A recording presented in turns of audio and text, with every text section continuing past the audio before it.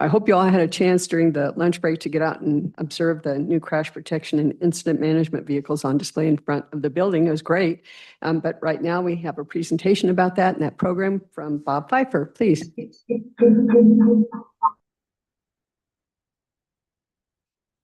Right. Thank you, Chair, and thank you, Commissioners.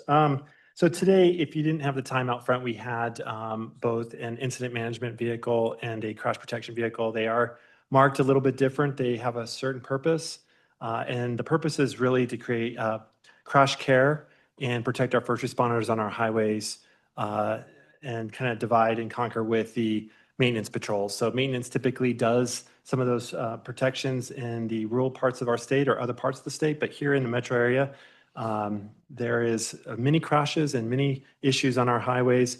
And so we have a dedicated unit to protect those first responders who are tending to those patients and those that are involved. Thank you for getting that up there. The picture you see there is not a CDOT vehicle. It is a UDOT vehicle. And what I was going to highlight here is there's about 25 other DOTs that do incident response. You hear them as incident management or incident commanders. But DOTs across the United States do classify certain units within their DOT as emergency responders that really help create a safe scene for first responders to tend to post-crash care. But also, equally important is ensuring that motorists and secondary crashes don't occur, but also motorists know what to do when they come up to a crash scene. Many times, you have people running up onto those fire trucks who are kind of perpendicular or kind of angled in a crash scene. Motorists do not know what that means and what to do. Being a traffic control, probably experts on interstates and highways, we are able to set up a proper taper and information that we can try to reduce that opportunity for a secondary crash, as well as making sure that when somebody goes around a fire truck, which this has happened, they go on the left side of it, which may actually enter into the crash scene, and which has happened here in Denver, hit several first responders as they go around the fire truck. So this just basically highlights that this is not a new concept. We were probably not on the top half of performing in this area as a DOT, but I can tell you what you saw up front. I'm trying to one-up UDOT and others that we compete in certain areas. So I appreciate your time today. What you're going to see here is we are really focusing on the safety of our highways with the new 24/7 crash protection team. This initiative now marks a major evolution in how CDOT protects lives on our major metro interstates. So we are moving from a linear response to a more robust three-pillar system. What you see here on the screen is this is just a growing issue in the state. Since 2010, we've almost had, well, over 800,000. This is actually an old data, but it is declining a little bit, but 800,000 residents have moved into the state. We will see a 20% increase in traffic congestion by 2044. The incidents are increasing 30% in the next 20 years, and we're actually seeing a steeper increase right now with crashes and incidents. This impacts about $3.1 billion annually in congestion costs statewide, which that means is basically about $1,200 it costs somebody to sit in congestion. When there is a crash, you sit in congestion, it takes about 4 minutes for every lane that is closed for 1 minute. So if you think of a severe crash happens on the interstate, they take the entire interstate, shut it down for 1 hour. It takes 4 hours for that highway to recover to normal speeds, whatever that normal speed is. If you've ever experienced this, which I think you all have, where there's a slowdown and then it picks up and it's slowdown, that is a wake that's coming from a crash that happened earlier. And that wake is what causes a secondary crash. And of those secondary crashes, they turn usually into fatalities after so much time. So for example, after 33 minutes, there's about a 2.8% chance that the secondary crash will turn into a fatal for every minute it closes. So the idea of the crash protection unit and the incident management team is really to quickly clear the first crash so that we can prevent the secondary crash. So these are going to be the tools, the pillars we're going to use to minimize the impact to the system and reduce secondary crashes. And then in return, hopefully reduce fatalities. All right, next slide. All right, so that's the three pillars of incident. Next slide. So the core of this update, we have safety patrol, which you see all through the metro area, all the way from Fort Collins down into Colorado Springs, and actually from Vail all the way into the metro. As our high volume support, the incident management team, which the vehicle on the far end, which is a pickup truck, just a truck itself, is our command level brains. And now the crash protection team, which is now going to be a 24-hour, 7 days a week physical muscle that shields the entire operation at a crash scene. Next slide. The safety patrol remains our front line for congestion. They handle thousands of small events like flat tires, fuel needs, and if left alone, create a massive backup that leads to major accidents or crashes if we do not attend to those that are on the side of the road. Next slide. The Crash Protection Unit, our newest addition, they don't fix tires. They provide physical, tactical shielding 24 hours a day. They are our nighttime defense using heavy armored trucks to block lanes and save lives. So the idea is the vehicle you see out there is to create a crash cushion so that the driver who may crash into the truck is hopefully survivable, but it also protects the vehicle from major damage. When a fire truck is hit, it's $1 million to $2 million for that fire truck to be replaced, and it takes 3 years for it to come into service. That impacts a community when a fire truck is hit. So in our design, that crash attenuator, the cushion on the back is only $30,000. We can unpin it and put a new one on and be back in service while protecting those emergency vehicles and the first responders on the highway. All right, next slide. While the crash protection team provides the armor, the incident management team provides the leadership on the scene for CDOT. They act as the ongoing incident commander, coordinating with state patrol, fire, local law enforcement, and manage high-level logistics for post-crash care. Many times there's coordination that has to happen when we've had everything from a sand truck flipping with sand all over the highway to mangoes on fire to, I can't even think, we can probably name so many of them. Watermelons on fire, bananas on fire. We can name all sorts of different fruit that stay on fire for a very long time. But we actually use our front loaders and our heavy equipment to quickly clear that crash. And so the incident management team coordinates those assets with first responders to get that first crash cleared. Again, the purpose is that if we can clear that first crash, we can reduce a secondary crash in the time the congestion hits the highway. So next slide. All right, next. So our goal here is simple. We want total scene resilience. This update to the Transportation Commission ensures that our personnel and our first responders and partners and the motoring public are actively shielded, and when visibility drops, and risk will skyrocket. So the purpose is just to protect those on the road. Next slide. While our daytime patrols are highly effective, our nighttime incidents on high-speed corridors carry a disproportionate risk of severity or fatality on secondary crashes. So lower visibility and higher speeds mean that the first responders are uniquely vulnerable after dark if a scene isn't physically protected. And that's what we were focusing on when we extended the crash protection unit. We did receive several letters from several fire chiefs about how many of their firefighters were being hit after hours when CDOT was off the clock or safety patrol was not available.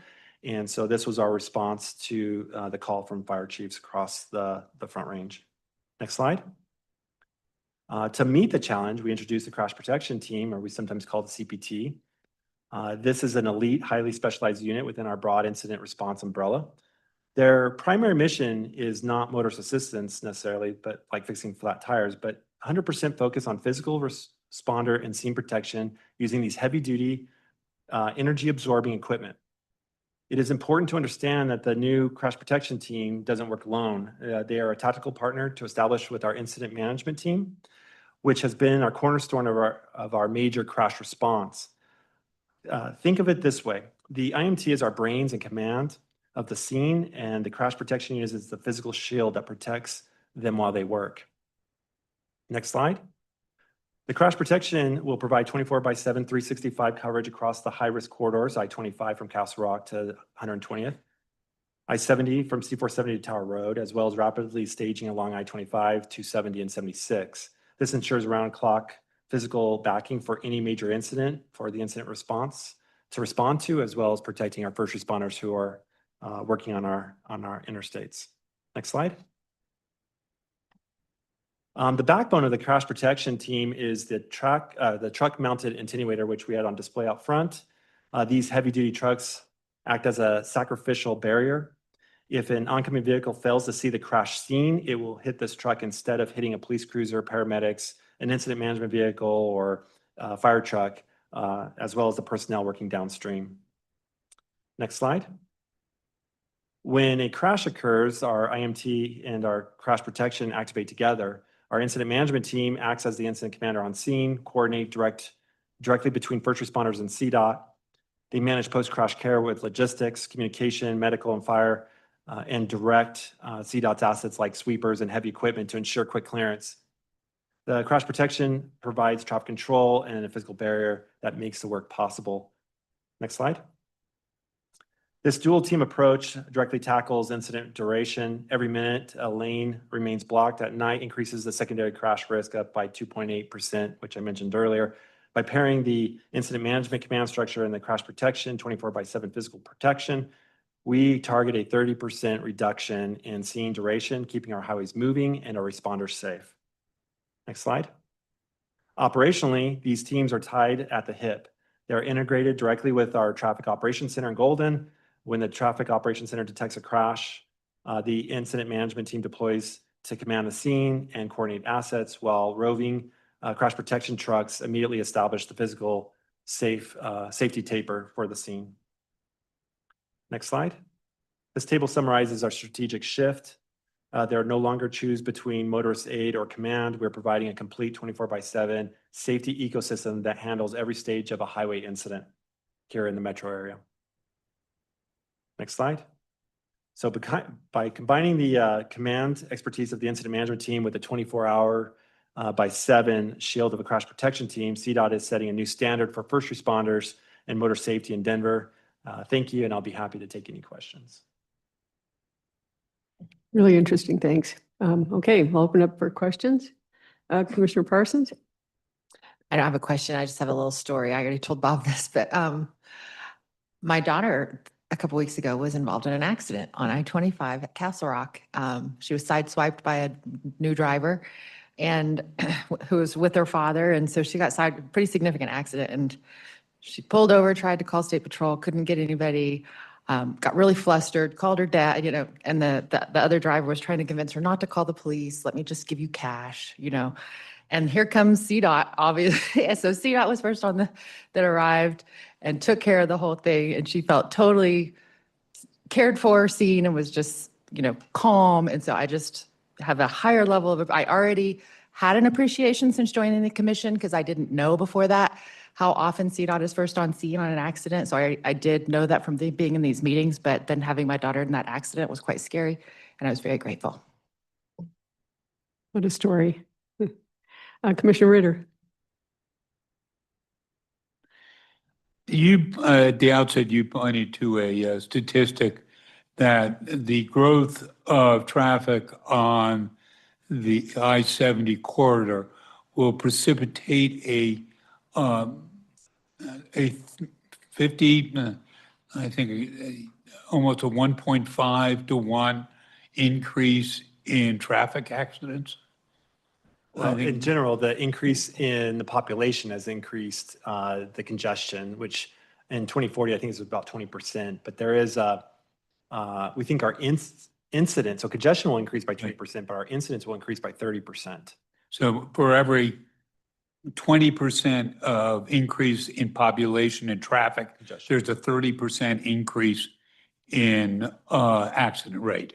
Yes, some sort of impact to the traffic. And how does multimodal public transportation reduction in the use of our roads and highways by, say, public transportation impact that data set? I'm not sure I have that answer. Maybe someone from DTR or DTD may know that, but I could assume something, which less cars mean hopefully less incidents. I'm willing to accept assumptions. Yeah. So I mean, if more people are taking mass transit, say for example, the thought process, there's less vehicles on the car or on the highway. In return, there'd be less incidents. Thank you. And therefore a reduction possibly in terms of automobile insurance. And it could also reduce the amount of congestion and travel time reliability on the corridors. Okay, thank you. Commissioner Marcano. Thank you so much for the presentation. I think this is a really cool initiative. I'm curious, so this is currently it's a Denver Metro pilot effectively, right? So what is the cost for these vehicles? And then to follow up with that, and for the team, of course, the staffing of it. And then to follow up with that, is there a way that we could maybe explore some cost recovery too from what gets billed to insurance after an incident for the at-fault party? I'm just thinking about our ongoing, deficits for CDOT. So let me unpackage all those Sure. questions. The first one is the crash attenuator truck is about $240,000 fully loaded, fully done, what you saw there today. A regular Class B attenuator, my boss is here, so he can correct me if I'm wrong. I think it's about 350,000 to 400,000. Yeah, 360. 360. Okay. So this truck you saw out there is about $100,000 cheaper, and it's more maneuverable and doesn't require Class B. So from that perspective, the cost for the employee is a little bit cheaper than our TM1. Our TM1s get paid a little bit more because they have a CDL. This does not require it. So these are our equipment operator 2s. And we have the program runs us in the metro area. Just the incident management team with this new unit is going to run us about $3 to $4 million a year. But it's 24 hours a day. And that includes the equipment and the fuel and everything else. So that's fully loaded. Your third question was? how could we maybe Reimbursement. explore like some cost recovery through insurance? Kind of going to Commissioner Ritter's point. I don't know the answer to that because if we are, it's just like law enforcement or fire. I don't think they necessarily get reimbursed for Sure. being on scene. It's just the taxpayers pay for it. So I would assume it follows that same suit. Now I will tell you, I don't own Risk. I'm trying to figure out where Risk is, but Jeff, you may want to answer. But if we got damaged infrastructure, how does that work? Sorry. Yeah, we do attempt, I should say, to collect on damaged infrastructure, including vehicles. And generally speaking, that comes into CDOT as sort of miscellaneous revenue. We allocate it back out as part of our state funding streams.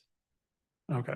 Yeah, the reason I brought that up is just because I read through a lot of the public comment that we've received so far ahead of tomorrow's meeting, and a lot of folks are really hitting on the increasing subsidies that we're putting into automobile, transportation. So I'm trying to think of ways to kind of like make that a little more equitable and recover a little bit of costs. And to your point, like I guess someone damages a concrete barrier, obviously we would like to seek, reparation for that. But same too, if someone damages these trucks, they're still fairly expensive, right? To say nothing of the risk to our staff and to the victims on the scene and everything else. So just wanted to see if we had considered something around that line too. Cool, thank you. Anybody else? Checking online, don't see anything. Piggybacking on one question there, if there is a crash, somebody crashes into the back of it, we don't lose the whole TMA, correct?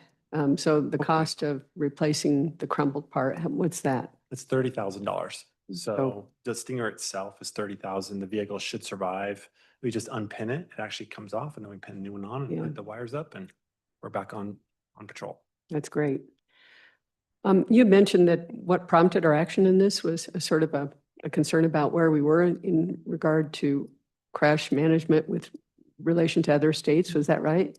Yeah. So what had happened, I want to say it was maybe 3 Christmases ago, there were 4 firefighters on I-76, and a drunk driver didn't know how to navigate around the fire truck and went on the inside shoulder where the firefighters were working on a patient and ran into all 4 of them. And they're no longer could be firefighters due to their injuries. The fire chief in Brighton and the Northern Fire Chief started writing letters to CDOT because what happened was our safety patrol was off duty and we end at roughly 7:30 at night. And then our crews are not 24 hours a day. So they were writing a letter about how can we help with post-crash care. We talk about traffic incident management. We are the advocates of traffic incident management, but what ideas do we have? And we really encourage that CDOT more engaged in this to protect our firefighters on interstate specifically. So a bunch of firefighters wrote letters. The leadership team, I presented the idea, the thought, the costs could be borne inside the program, and then shared the letters. And actually, the executive team here thought it was a good idea to pursue the pilot. So I presented to Herman, to Director Liu, and to Sally, and they thought it was a good idea to try the pilot. So we're going to give it 6 months to a year, see how we have like 3 performance measures. One is to reduce the strain on our maintenance patrol, so maintenance can focus on maintenance, and this team can focus on traffic incidents. So we want to see a reduction in what we call courtesy assists on our maintenance side. We want to see how quickly we can get to a scene to protect that scene, and how quickly we clear that scene. And if we show that those needles have moved in the positive, then we would look at the program and see what next phase could look like. Sorry, that was probably more than you asked, but. No, I like it. I admire that, the fact that, we take stock at a certain point, decide to act on it, and then do a really good job. So thanks, Bob. Yeah, I appreciate the leadership team's support and at least looking at the pilot and reacting to the request. Absolutely. Thank you. Okay. Really appreciate that. We'll move on. Next, we're going to talk about the North Front Range MPO GHG Transportation Report for their FY 26-29 Transportation Improvement Program and 2050 Regional Transportation Plan. And I think we have Darius Pakbas introducing this, and we have folks online as well. Go ahead, please. Thank you, Madam Chair. We are presenting the North Front Range GHG Transportation Report. It is one of the reports that was required under CCR 601-22. I think I got the regulation right. So North Front Range is presenting their report. They do have a couple of changes to their plan that necessitated a new run for their GHG analysis. And so I'm happy to introduce Becky Carrasco of the North Front Range MPO. And I believe we have online Elizabeth Relford, the Executive Director of North Front Range as well, to give the presentation today and answer any questions.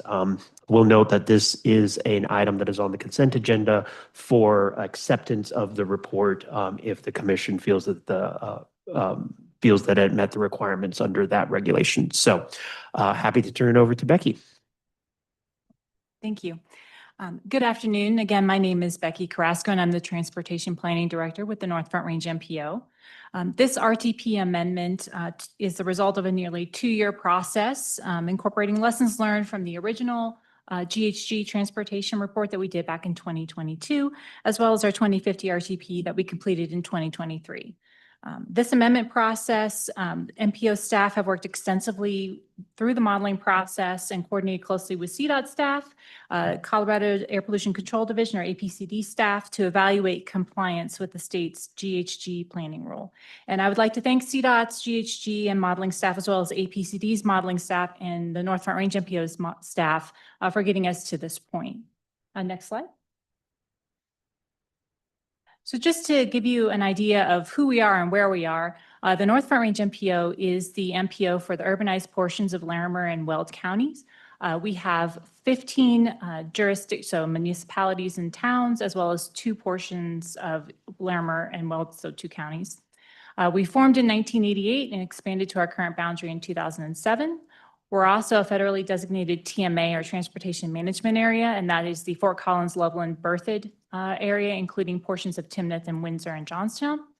We cover about 675 square miles, and we have over 574,000 residents.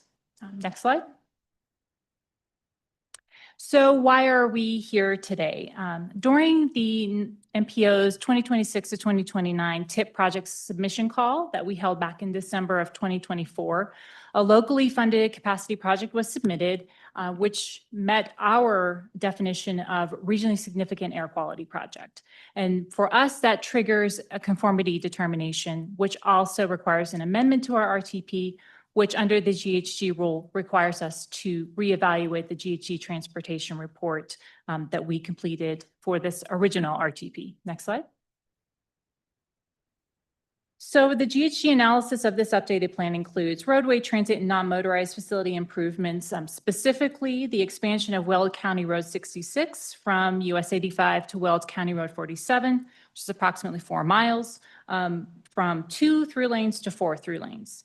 And since we had already opened this up and had to do conformity, we decided to open it up to some other things as well, including updates to the alignment and stops for the West Elizabeth BRT. That's located within the city of Fort Collins, and an expansion of their MAX BRT system. The addition of MMOF projects selected in our 2024 MMOF call for projects, increased safe routes to school programming and implementation since 2023, and then additional GHG reducing strategies that were modeled using our 2019 base year regional travel demand model. Next slide. Oh. Next slide. The North Front Range MPO does have quite an extensive history with air quality planning. We are the lead agency for carbon monoxide, and we also do all of the modeling for the northern sub area of the Denver Metro North Front Range 8-hour ozone non-attainment area, which is the blue portion there on that map. And we do that also for the Upper Front Range that's in the area outside of our boundary. Next slide. So to meet compliance, we used 4 categories of modeled improvements.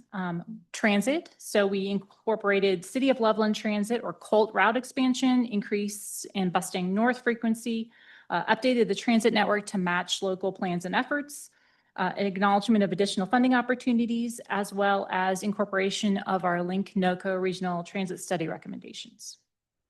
For travel demand management or TDM, we use the Transportation Management Organization TMO incubator for the creation of our Go NOCO 34 TMO, increase in work from home rates in all of our compliance years, as well as TDM and Safe Routes to School programs based on local plans and efforts within our region. For operations, we included arterial signal timing improvements by the year 2030 and through 2050, so for all the compliance years. And active transportation was along the same lines with the expansion of our local bicycle and pedestrian network and the build out of our regional active transportation corridors or RATCs by 2050. Next slide. This table shows which expenditure categories from our RTP, since it is fiscally constrained, the 4 amendment strategies were applied to. And a dash signifies that those particular categories were not applicable to that amendment strategy. Next slide. So for the North Front Range MPO, our baseline plan is our 2045 RTP that was adopted in September of 2019. So when we look at all of the improvements that have happened every time we have to do a GHG analysis, we look back to 2019 moving forward. And so for us, in addition to the modeled improvements that I just talked about, we were able to take credit for several things on this slide, including 4 separate calls for projects, 3 of which were MMOF, and 1 of which was a federal call for funds that we distribute through calls to our local agencies for congestion mitigation and air quality funds, a surface transportation block grant, and transportation alternatives, which is the MPO version of CDOT's TAP. We were also able to take credit for regional mobility hubs. So in addition to the 2 that are on I-25, 1 at US 34 and 1 at Colorado 56, we also have the ones in Greeley along US 34, which you may be familiar with as the MERGE project. In addition to our TMO that I mentioned, we also have increase in work from home rates throughout all of our compliance years. Next slide. But even taking all of these, the modeled improvements, as well as all of the progress we have made since 2019 into account, we did not make compliance for all of the years that we needed to be meeting compliance in. I do want to note 2029 is in this analysis because it is the last year of our TIP, our new TIP that we're adopting, and because 2025 is in the past, we do not need to show compliance with it because it is in the past. Next slide. So we went back and looked at how could we achieve compliance in 2030? And we looked at additional programmatic investments or off-model calculations that we can incorporate. And so a lot of these on this slide, like bike lanes and the facilities, sidewalks and pedestrian facilities, shared use paths and complete streets reconstruction are parts of projects that are already in our RTP that we can't really model. And so being able to take credit for them in this sort of off-model way as programmatic investments helps us to meet compliance for 2030. Also, the waiving of transit fares 100%. That is something that Transport, so the city of Fort Collins, the transit provider, has decided that moving forward, transit will be free within the city. So that is something we can take credit for until 2050 or through 2050. And these investments, again, as I said, are difficult to show directly within our travel demand model, and are things that we are already doing, as well as doing through our calls for projects. So those two at the bottom there, the diesel buses turning to being converted to battery electric, as well as to hybrid diesel, are things that we do through our calls for projects. Next slide. So taking these off-model calculations into account, along with the modeled improvements and the progress that we've made since 2019, we were able to meet or exceed the required GHG reduction levels in all 4 of the compliance years. Next slide. I did just want to show the schedule and what it looked like to get us to this point. And once again, reiterate my thanks and appreciation for CDOT, APCD, and North Front Range MPO staff in getting us to this point. And with that, I think the last slide is just contact information, and I'm happy to take any questions if anyone has any. Thank you very much. Does Elizabeth Relford have anything to add from your presentation? I don't. Becky does a great job. So just here to help support, answer questions. Great, thank you. Okay, any questions for Becky or Elizabeth? Commissioner Marcano, please. Yes, and thank you so much for the presentation. I'm curious as to where the bulk of like the work from home transition is coming from in this metro region. So in North Front Range, if you could go back to the slide with the map, please. So for us, we are unique and we're different from Denver, where you all here have a central metro region. For us in the North Front Range, we have 3 different areas. So we're sort of spread. This map doesn't show it very well, but we have Fort Collins, Loveland, and Greeley. So those are sort of our areas of urbanization. There are a lot of people who used to, pre-COVID, commute to and from Denver, and now maybe they do that once a week, and they are increasing their work from home to either because of, other things outside of the work, or because that's just the flexibility that they have. We do have, I want to say, up to 25% increase, not 25% of all workers, but a 25% increase from our baseline out to 2050. Okay, and I guess to clarify the question a bit, is there like any given like jurisdiction that's kind of like leading the pack in terms of, or is it just kind of pretty evenly It's spread? the region as a whole. Yeah. All right, awesome, thank you. Anybody else? Commissioner Gutierrez? I don't have any questions. I've seen this a number of times now, and I just wanted to thank Becky and the North Front Range MPO for all of their work. And then secondly, to the CDOT staff who have been extremely helpful in getting this report to this point. So thanks to both of those sets of staff. Terrific job. Thank you. I'd echo that. I did have 1 or 2 quick questions. Some of us are on a subcommittee that works on the GHG reporting and so forth. And I'm trying to get a handle on, and by the way, this is fine, I support it 100%, but given that you've been able to inventory the specific measures you've taken, what additional work would there be if you were to include them in a map, in a mitigation action plan? Just so I can get a handle on that. So a mitigation action plan requires reporting annually. So in April, submitting a report. We are in the process right now for us getting to this point. We have already kicked off our next RTP, so our 2055 RTP. Because we are a non-attainment area, we're on a 4-year clock. And so we have to have our next RTP adopted in September of 2027. So we are already, 6 months into starting that process and developing our new transportation demand model and our land use allocation model and those assumptions that go into that.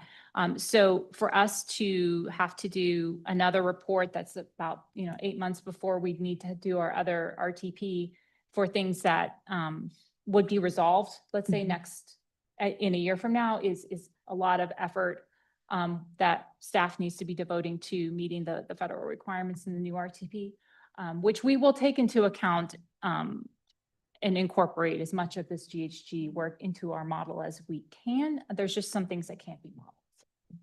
Thanks, I appreciate that. And then what do we do about things that change? For example, I see you're assuming it looks like you're assuming continued funding for Bustang because of the added routes in the north front or north I-25 corridor. Darius or you, how do we accommodate that if it changes, or do we? We just have to make some assumptions and move forward? So we do have to, because it is a planning effort looking out to 2050, we do have to make assumptions in going forward. But I think Becky kind of mentioned, we do these on a regular basis. At minimum, every 4 to 5 years, every MPO and CDOT has to do a long-range transportation plan, or the MPOs are regional transportation plans. So we do have to take a look at this at every 5-year interval. And then when we have things such as new regionally significant transportation capacity projects added into it, that would trigger a reevaluation of this analysis going into this. So if so we do take a look at this on a periodic basis, and it's not just one-time snapshot and going forward, but we will be able to adjust those pieces periodically throughout the planning process. That makes sense. Thank you. And thank you for all the work you're doing up there. Good stuff going on. Appreciate it. Yep.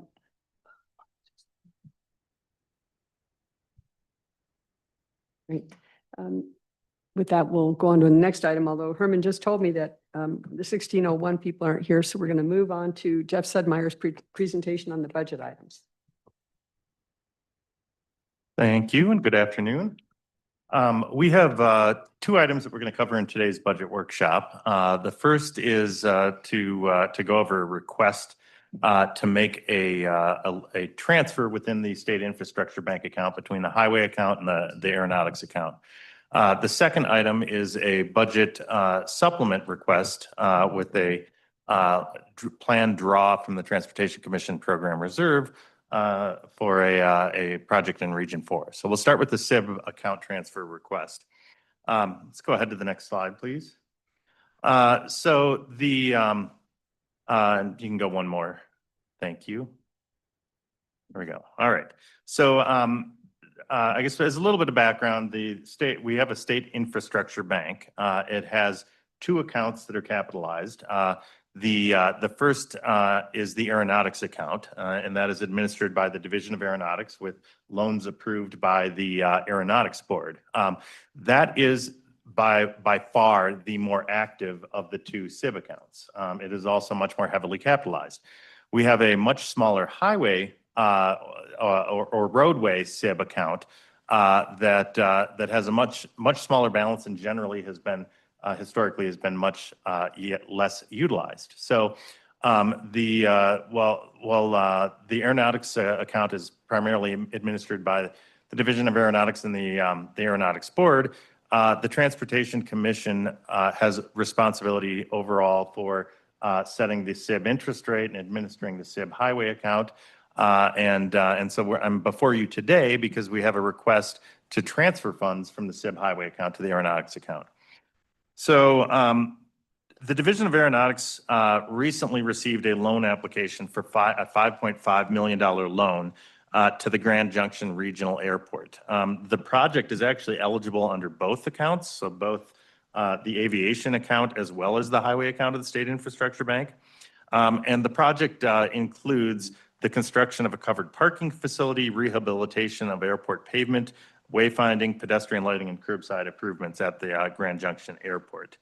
The aviation, and you can actually see this slide shows you the breakdown of that 5.5 million, the key elements and sort of how those dollars are spread across those different construction project elements. Let's go to the next slide. The aviation SIB account currently has a balance of approximately 1.6 million. So obviously not enough to make a $5.5 million loan. There is, however, about 1.7 million in loan payments anticipated coming in by the end of this month, and another 1.2 million by the end of next month. We also have a loan for 800,000 that is in progress. So when you look at those moving parts, by the end of July, the total aeronautics SIB will be at about 3.7 million. Still not enough to make the full $5.5 million loan. So there is about a $1.8 million shortfall to fund that entire loan application. Let's see, let's go to the next slide. The request is to transfer 1.8 million, so from the highway account to the aeronautics SIB account, so that we have enough to make that full loan out of the aeronautics SIB account.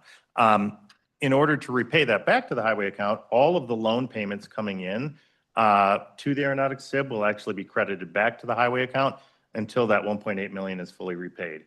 And that we anticipate will be roughly early next year. So we have loan payments coming in over the next several months, and that 1.8 million would be fully repaid by early 27.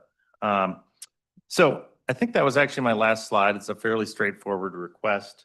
Happy to answer any questions if you have any. You can see on this slide sort of where we'll land. We'll have 5.9 million in the or I'm sorry, 4.1 million in the SIB account after we make this transfer. So there'll still be a balance in that highway account should we see any applications. But as I've also mentioned, we generally have not seen a great amount of interest in the highway SIB.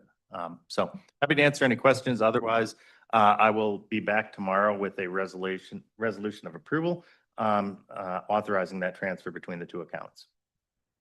Mr. Ritter?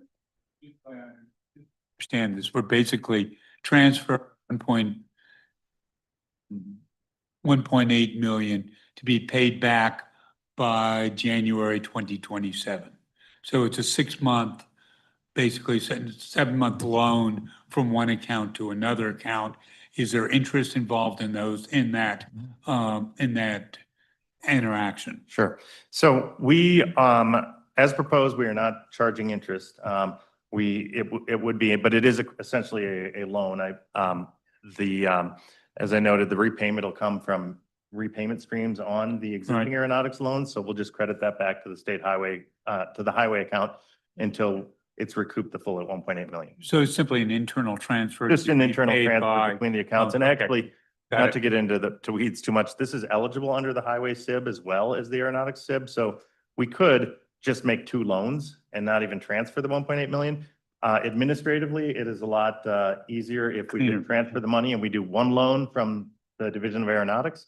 But technically, we could actually just bring this to you as a standalone $1.8 million loan request. But then we're executing 2 loan agreements with Grand Junction, which is a little not the most administratively streamlined. Okay.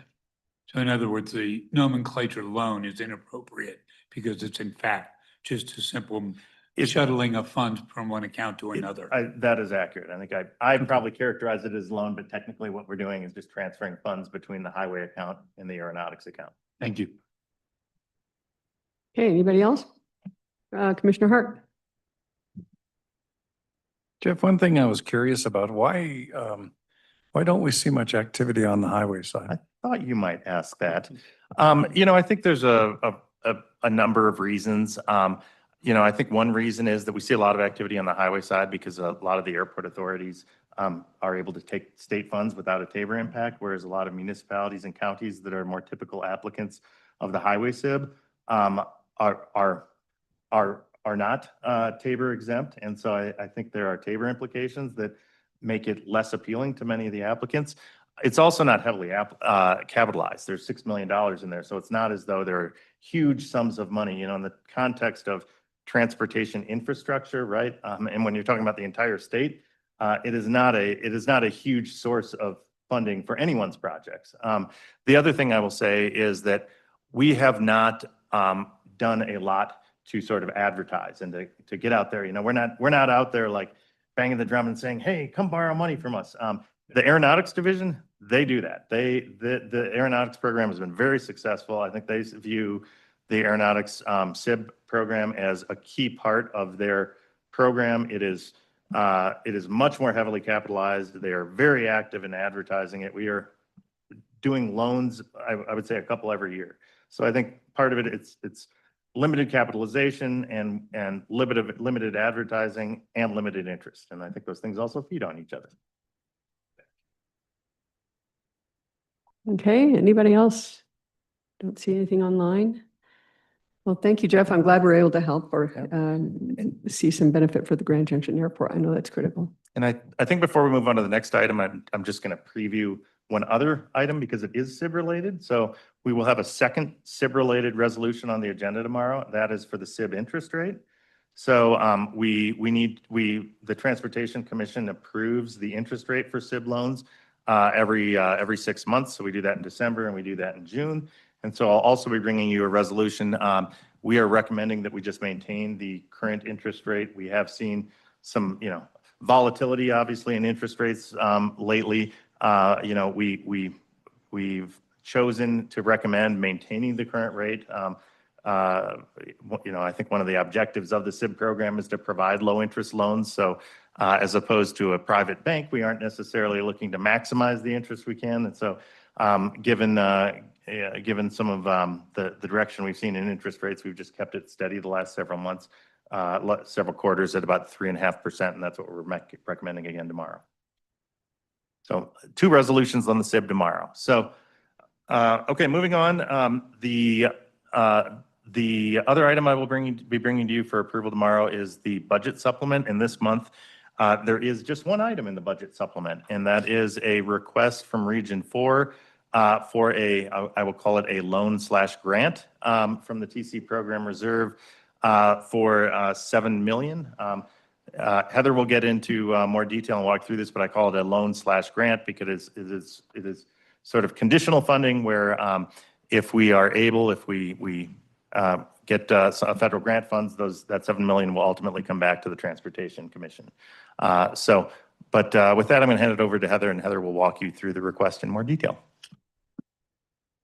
Great, thank you. Just to start the conversation, this project is referred to as Colorado 119 Safety, Mobility, and Bikeway Project, otherwise known as the diagonal between Longmont and Boulder. Let me go to the next slide, Jamie. This project successfully was awarded a raised grant of $25 million back in June of 2023.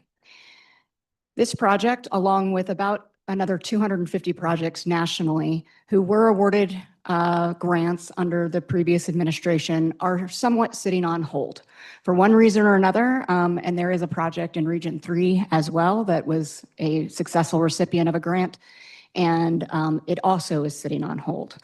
So the reason why I'm here today is we've gotten basically half of our grant, or a third of our grant, executed, but the remaining funds have yet to be released. Now, I might have some good news at the end, but I want to just continue to proceed, give you some background on the project. So the grant agreement was approved, original grant agreement was approved in June of 2024. The original scope included $10 million for the intersection at State Highway 52 and 119, and the other $15 million at 119 in Hover and Longmont. And this map here just sort of shows the diagonal and some of the infrastructure improvements that are going on the diagonal project. It includes a number of safety improvements at intersections. We're modifying some access points to reduce some of the conflicts, adding a commuter bikeway through the entire corridor, as well as BRT on this project. So if you can go to the next slide. So where we're currently at, we're actively under construction. We procured a CMGC contractor in March of 2024. That contractor was awarded the full project limits. The first construction package out of the gate was at CO 52 and 119, and that grant was successfully executed, and we have expended basically that $10 million of that grant award. The next construction package, which includes the 63rd intersection and much of the commuter bikeway, began in August of 2025. And we anticipate that both of those construction packages will be completed by the end of this year. So the design for the whole project is completed, and the design is completed, and the goal is to put the third construction package and negotiate that at the end of this month. And that's why I'm here today to request the funds. We've expended about $82 million of the $125 million for all the construction packages. Okay, so this is the third package. This is at Hover. This is what we refer to as CP3. Some early procurement items have already sort of started, but construction is anticipated in August of 2026. The Hover intersection is heavily focused around safety and operations. There is a single grade separation, basically moving the direction from, I would say, southbound to westbound. It is at a diagonal, it's a big skew. But what it's doing is it's removing a phase of the signal, allowing it to operate a lot more efficiently. The heavy movement is into Boulder and the heavy movement is out of Boulder up to Longmont. So it's providing a lot more opportunity and free flow movement for that singular direction, as well as a lot more green time for that heavy left turn movement coming out of Boulder into Longmont. Anticipated it'll reduce crashes by up to 50%. It reduces over 20 plus vehicle conflicts and will provide over a 50% reduction in peak hour delay. In addition to the operational benefits to vehicular traffic, it also is improving pedestrian access, pedestrian walkways, reducing the length in which pedestrians have to walk, and adding some additional pedestrian safety features at the neighboring intersections. If you go to the next slide, please. So high level, the total project cost, and this is a program cost. So mind you, this includes all design, construction, CE, indirects, right-of-way, utility relocations, all of those, is as follows. What we're looking for, what's basically remaining, is that $34.5 million for CP3. So it's a total of $184 million project. If you go to the next slide, this shows the funding that's currently been secured to deliver this project. And I think, once again, this just shows you never deliver one of these projects with one color of money. This is a true partnership with Boulder County, Longmont, RTD, DRCOG. We have a lot of partners. NAPME is in this. It took a lot of grants to get here, and that remaining gap right there is $15 million to make us whole. The next slide. So the region, before we come to commission to ask for money, we always say, what can we do at the region level to try to close this gap? And so we looked at a number of different projects that we could pull from. The region does have about $9 million of RPP in FY27 intended to go to DRCOG projects, specifically at some intersections on 52 and 85, which were both on the 10-year plan, basically supplementing the 10-year plan projects. We also have some faster safety funds that were intended to go to US 287. We also were successful with that. We won a rural infra grant, and that grant is actually proceeding. So, but we were adding some additional cable rail to that project. It is very outdated. So that was an area that we looked, maybe we could cut from there. And then we also looked at a number of DRCOG 10-year plan projects that we could cut from. And you can see all those totals, they're higher than the need, but just wanted to show sort of the depth and breadth of what we looked at to say, what could we cut? Cutting projects is never a fun thing, right? All these projects were put on a list for a reason. Most of them have a safety nexus to them. And then the last option we looked at was looking at program reserve funds. So if you can go to the next slide. So our recommendation is to not cut any of the 10-year plan projects because we went through quite an extensive outreach effort and there was a lot of stakeholder engagement to get those projects on the list. So to approve a plan last month and then ask to cut them this month did not seem appropriate. So what we're looking for is a compromise, recommending $5 million of RPP from DRCOG projects. So basically reducing some scope at CO52 and US 85. We're also looking at $3 million of Region 4 faster safety funds. Again, either reducing the scope of that cable rail or finding other opportunities within that project to, we're probably 60% of the way through design. Can we optimize that design to get all of that cable rail completed within the funds we have available? And then we're requesting $7 million of transportation program reserve to make that a $15 million total. Now, And the reason why we're here is we need to budget the project. We're negotiating that last construction package at the end of this month. As I stated, construction is anticipated to start in August, but in order for us to negotiate and award a project to a contractor, we have to have the budget in hand, and it has to be budgeted in our system. The very, very good news is in the last week, since this went into the packet, we've had a lot of back and forth, almost daily conversations with FHWA. Somehow this project has cut loose from the current administration, and they are asking us a lot of questions about the grant. They're asking us to update our grant amendment.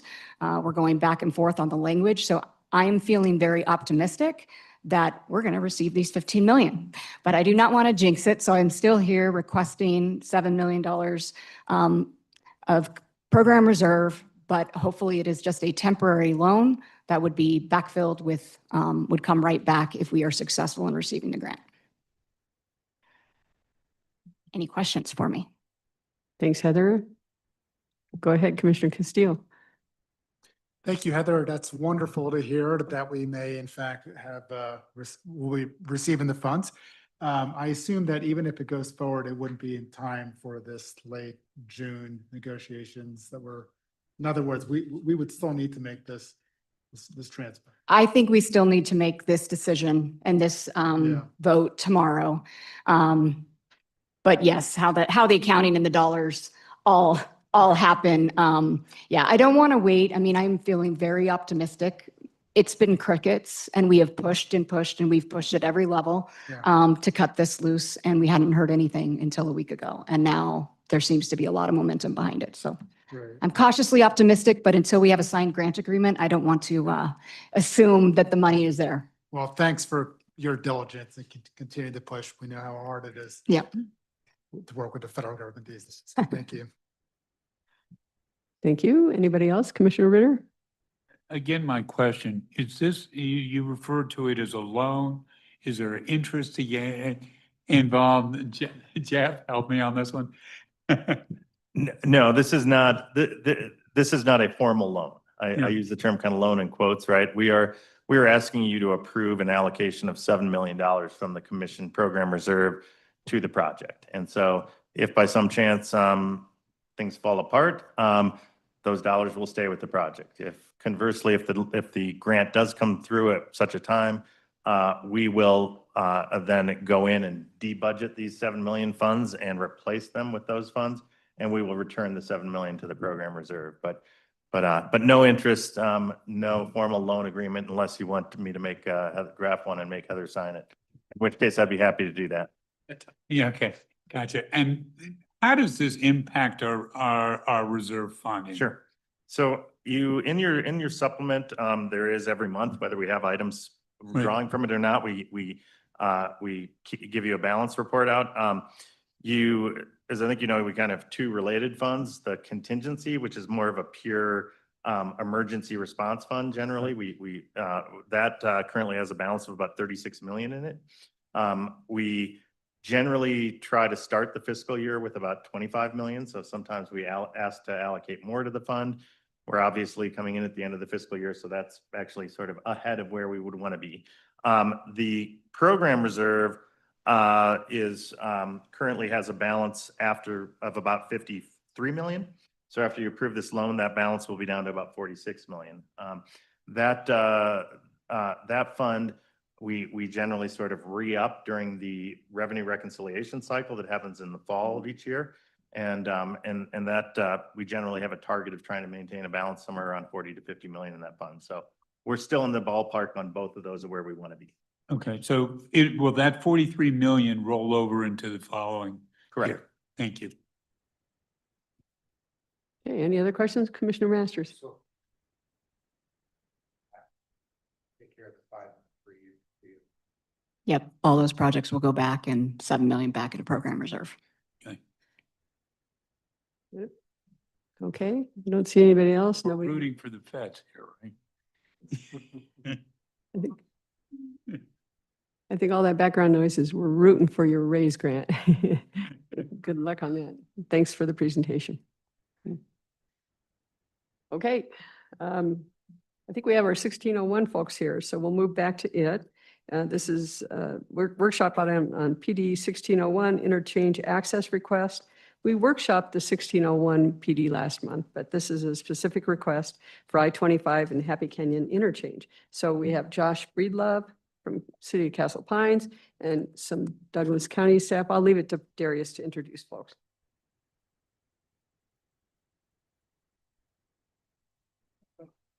Thank you. Yeah, so just to explain, this is a Happy Canyon interchange request to approve the SLS. Next slide, please. So the purpose and need of this is to improve safety, connectivity, and local roadway network, regional mobility, and to support the expanding population of Castle Pines and the surrounding area of Douglas County. Next slide. A little bit of history here from 2016 to 2021. Douglas County actually began planning and studying improvements at this Happy Canyon interchange, including a draft system level study. During this time, though, the Castle or the Canyons plan development was approved. Interrupt you. Can you give your name and your affiliation right quick for the Sure. folks taking? Joshua Breedlove. I'm a resident engineer with CDOT. Yeah. Thank you very much. Thanks. So in 21. All right, sorry.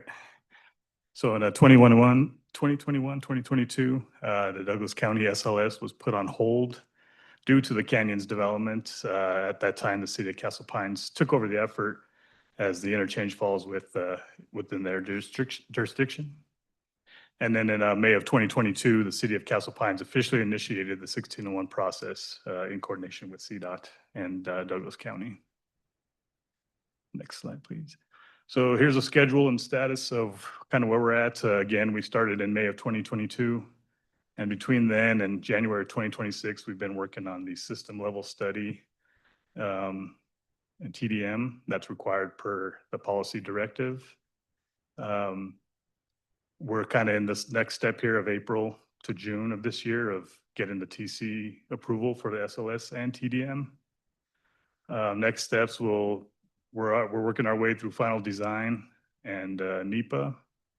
Right now we're working with FHWA for review of that categorical exclusion that is required of this project. We're also working on final IGAs, the MIMR, which is the minor interchange modification request, and the state highway access permit. All of that is needed to get approval to be able to go to construction. Hopefully, I don't know about July 2026, but definitely this summer is what we're pushing for. Next slide, please. All right. Just kind of gives a general idea of kind of the developments that have been happening around this area. You can see I-25 kind of splits in the middle there, but on the east side, we have the Canyons, which has a lot of residential units. You can kind of see there 2.1 million square feet of commercial. On the west side, most of that is kind of already built out. But that also just gives an idea of some of the major developments that are around this interchange at Happy Canyon and I-25. Next slide. For the 1601 process, here are the study areas that they looked at. You can kind of see there, well, that's kind of hard to see, but 1, 2, and 3 is to the north there at Castle Pines Parkway interchange and I-25. Obviously at Happy Canyon Road. At Castle Rock Parkway, which is the next interchange to the south. And then we also have Happy Canyon Road and the side streets that are near Happy Canyon interchange. Next slide. The existing interchange as it is today is a conventional diamond with unsignalized ramp terminals intersections, as you can see there in the picture. Next slide, please. The proposed improvement will be a divergent diamond interchange. The 1601 is a type 1 improvement due to the City of Castle Pines initiating the project and the contribution from Bridge and Tunnel Enterprise. This requires approval from the Transportation Commission per the 1601 process. The roundabout on the west side of the interchange that you see there was actually constructed in 2024, and this project will be tying into that one. Next slide. Construction funding allocations. You can see Douglas County in 2026 dollars will be given a little more than 16 million. Castle Pines and the developers will be giving a little more than 18, almost close to 19 million. And then we're estimating right now that BTE will give a little over 11 million to this project.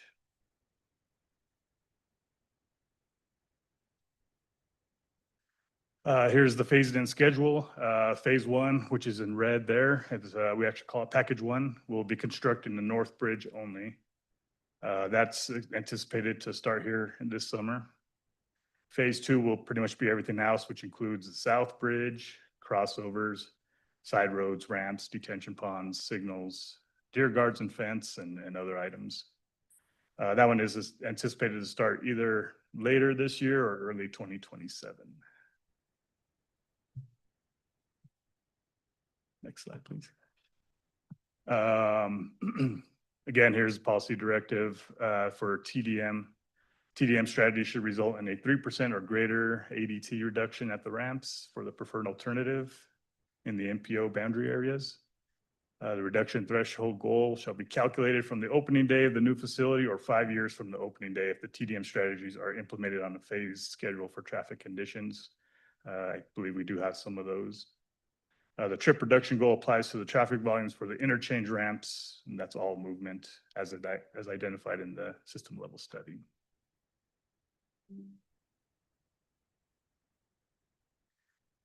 This interchange is located in the DRCOG MPO. Volume in the ramps in 2022 was close to 13,000. The forecast volume on the ramps in 2030 will be close to 24,000.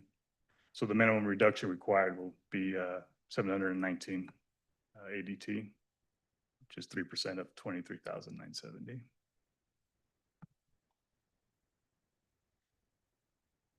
Here's some of the TDM strategies that they'll be applying. You can see they're looking to do bike and pedestrian facilities, bike lanes and trails that are connecting activity centers. They'll also be doing a park and ride lots, and that's expansion of the lot north of Castle Pines Parkway. That's existing today, but they plan to expand that in the future. The DRCOG school pool, that's in partnership with DRCOG, and development of ride sharing strategic plan and hyper local campaign. DRCOG van pool, same thing. And same with DRCOG ride matching and carpool. And you can see the 2030 ADT reduction there is about 420, which gets us to about 1.8% of the 3% needed. Next slide, please. Here's just kind of an idea of the bike pedestrian facilities around both Castle Pines Parkway and Happy Canyon. Happy Canyon is there at the bottom. Castle Pines more close to the top. This just kind of gives an idea of the current bike and pedestrian facilities and what it could look like in the future as well. Next slide. Here's some good faith effort strategies since they weren't able to get to the 3%. One thing they'll be looking into is an on-demand shuttle, which is a potential expansion of the Lone Trees Link on-demand transit service. Local transit, which is mobility and shuttle. There's a study and potential pilot deployment. And then TMA participation, which is they're looking into a partnership with Castle Rock and a TMA feasibility study and potential TMA creation. And with all that, they would add an additional 1.4%. Next slide. And just in conclusion, the project is committed to achieving the required 719 ADT reduction through a phased approach. The identified good faith effort strategies are critical long-term measures not expected to be in place by 2030, but will be advanced through commitments in the final IGA as the project area continues to develop. The 1601 Executive Oversight Committee reviewed the TDM plan, and the Castle Pines addressed concerns raised by them and revised plans to meet the requirements of PD 1601. So open up any questions. Okay, Josh, my apologies for not recognizing you. Oh, And Jessica, I'll turn it over to you briefly here. Great. Yeah, just a little bit of addition to the closing. I wanted to just thank Josh and the team for working so hard on this interchange. And I believe we have some of our local agency representatives here. Dole Grunewald with the Castle Pines, I believe, is here. Larry Nemo with Castle Pines is here. And I think Ben Pierce is here with Douglas County. So I wanted to thank them for their partnership as they've worked really hard navigating the TDM process. And thanks to Medora and her team as well. They've spent a lot of time really being creative and innovative with our team on getting this project to a place where we really feel like we've done as much as we can. So just wanted to acknowledge our local agency partners that are here and contributing to this project and just close. So thanks, Josh. Okay. There was a lot of information in the packet. Any questions? Commissioner Marcano and then Commissioner Ritter. Yeah, thank you again for the presentation. Looking at this, I'm curious to know why it looks like there's going to be a signalized intersection at Lariat and Happy Canyon. Is that right? It's on the east side of the interchange.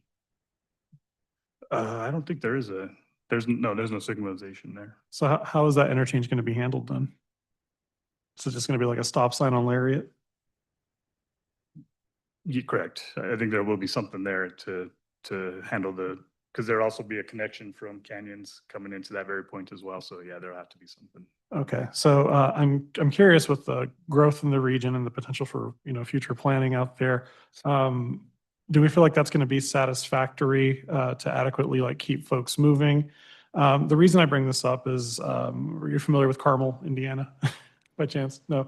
So it's the roundabout capital of the United States, and we have basically most of a intersection design that they use over there as well. And they're able to keep traffic moving very efficiently. And they've pre-planned a lot of this. So, well, some of it has been retrofit, but they've pre-planned a lot of the growth of their community with roundabouts at intersections like this. So as new developments come online, those don't become jams that then need to be retroactively addressed. Keeps folks moving. It's better for motor safety and all that. So I'm just curious, is that something that we considered there? I don't know if it's been considered because I think to the south there's not. I think there's only a couple homes, I believe, over there. Yeah.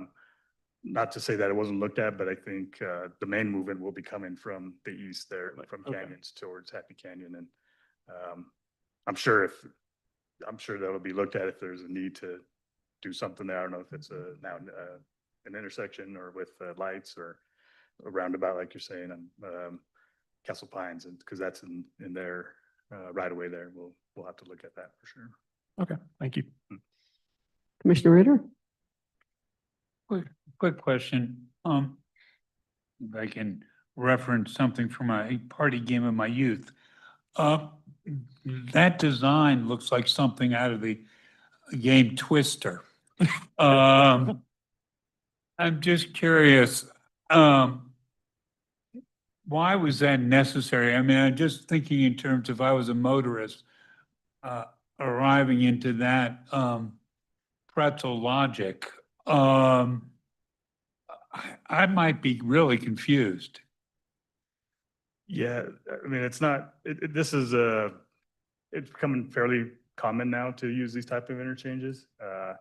We did look at two other types, which was just a diamond with signals at each one, and then another one that was just it was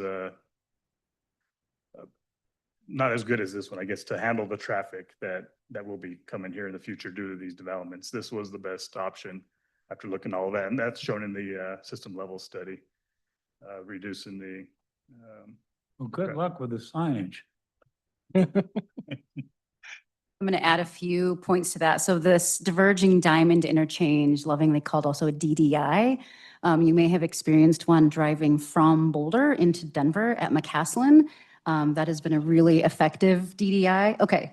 And then there's another one on I-25 up north in Region 4. So what DDIs are really good at managing and handling are taking away those left turns. So where you can really have a safety challenge with vehicles making left turns through signals where you can get a lot of congestion, the diverging diamond kind of removes those left turns and lets those left turners almost kind of free flow in a similar fashion.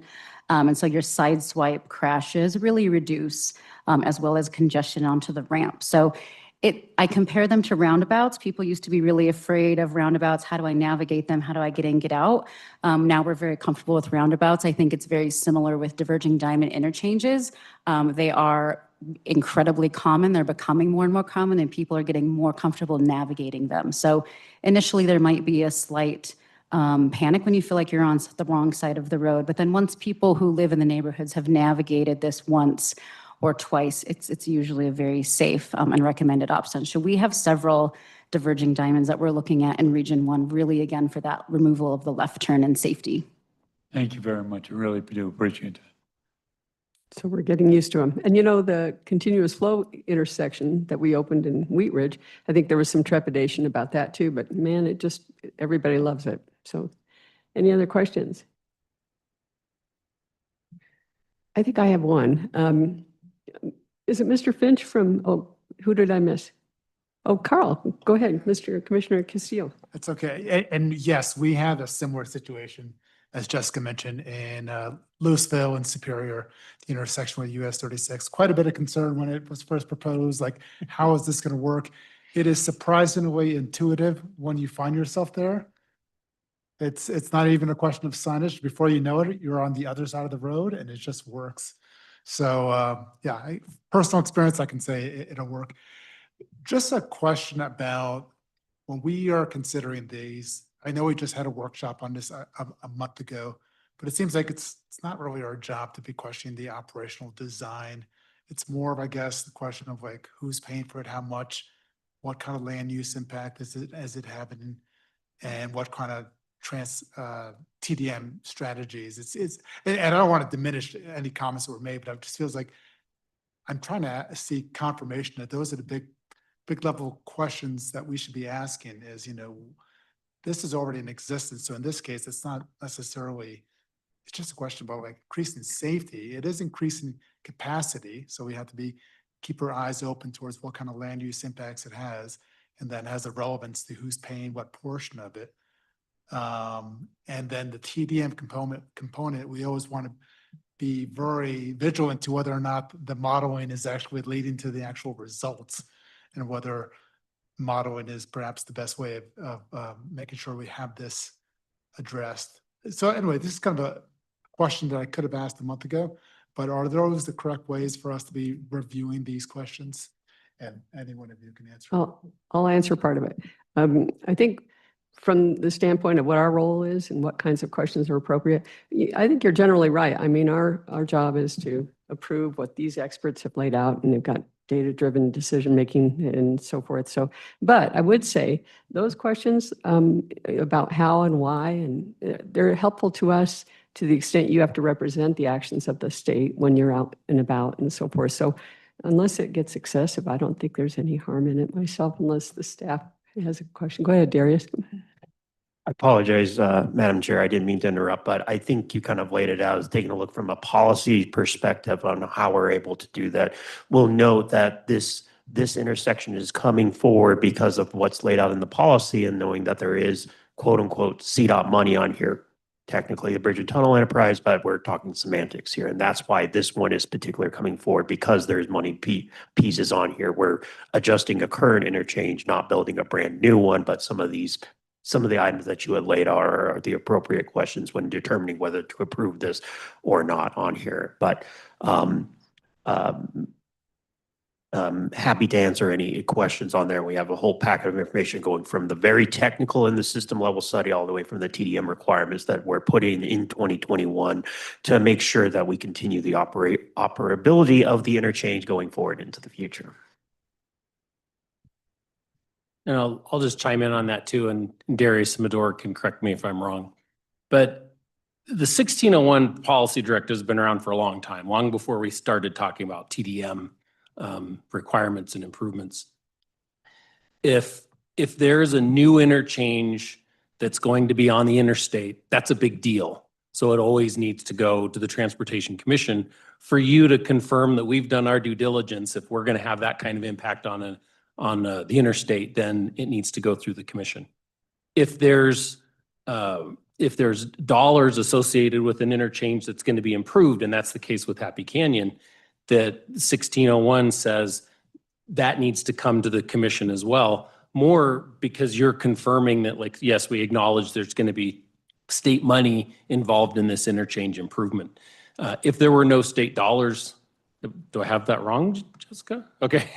If there are no state dollars associated with this one, I don't think it would need to come to the Transportation Commission because it's an existing interchange that's being improved. But the additional piece that's happened just in the last couple of years, that's the policy level discussion besides, do we want this infrastructure on the interstate, is, are they doing their due diligence to think and act differently at the beginning of this process to do something with TDM? And that's where you look at, are they involved in the DRCOG programs? Are they looking at doing bike ped? In this case, they're doing all those things. It doesn't hit the 3%, but then it's for you all to also decide, not just to CDOT do our due diligence on the assessment of the impact on the interstate, but also did the folks that want to build this interchange do their due diligence and starting to think differently about TDM and embracing things like bike ped and DRCOG programs in this case, which is what they're doing. Thank you. Go ahead, Jessica. Yeah, thank you. This is a good dialogue. Sorry, I didn't mention, if you can go, Jamie, to slide 9. So Herman brought up, kind of the reasons to answer the question, why are we looking specifically at this one? So that second line item, CDOT Bridge and Tunnel Enterprise, BTE is bringing $11.2 million to this project. These structures had a poor rating, which means they were on a top tier prioritization list for CDOT. We were really excited when Douglas County and Castle Pines came to the table and said, hey, we're willing to cover a substantial portion of replacing these bad bridges as part of our kind of development needed diverging diamond interchange. So we essentially, and Patrick can head nod, kind of got a buy one, get one free bridge. So we brought some Bridge and Tunnel Enterprise funds to the table, but as you can see, Douglas County brought $16.4 million to the table. So we're removing infrastructure that's outdated and in poor condition, and then getting and replacing both of the structures. So we really felt like it was a good negotiation. So per currently the 1601 policy, if CDOT funds, including the BTE, are there, that has to come to you all for kind of a head nod. Yes, we agree that contributing to this interchange makes sense, as well as the variance to the 3% of the TDM, because we're aiming for 3%. We're coming in about 1.8%. As Josh mentioned, with the TDM strategies that the team has put together. So just kind of weaving this whole story together, hopefully, so it makes full sense. But we're really thankful for Patrick's team and BTE and the partnership with Douglas County. Again, this is, I think, the future of how we build some of this transportation infrastructure, is sharing with our partners and stakeholders and coming together to the table with funding from both parties. Yeah, this item and the one previous are really illustrating the importance of those partnerships and that joint funding and so forth. So we appreciate that. I did have, and it's TDM related, but not this specific interchange. But since we've got somebody from Douglas County, was that Mr. Finch? Did I get the name right?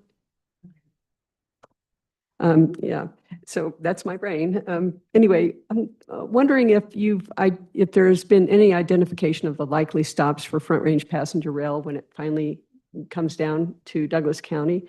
And since we're doing the work on the interchanges, any thought about where it might go if it's in conjunction with one of these, or Crystal Valley or some of the other ones you're doing? So I will say I'm fairly new to working on the Front Range Rail. My boss, Art Griffith, recently passed away, so I'm still getting up to speed on some of that. But I do know from what I've heard that one of the planned stops is going to be close to the US 85 and Titan interchange near the Sterling Ranch development. I think that's one area that has recently been identified. And so Douglas County is actually just getting ready to start on another 1601 process to upgrade the the interchange at Titan and US 85. And that'll certainly be a major component of what we're looking at with that project as well. It's great to hear. Thank you. And thank you for your contribution to this project, for bringing it forward, and likewise to City of Castle Pines. Really appreciate your presence here today too. Appreciate it. Thank you. Okay, anybody else? We have this on the agenda tomorrow. Okay, and we take a quick break, come back at 2:40. Finish up there.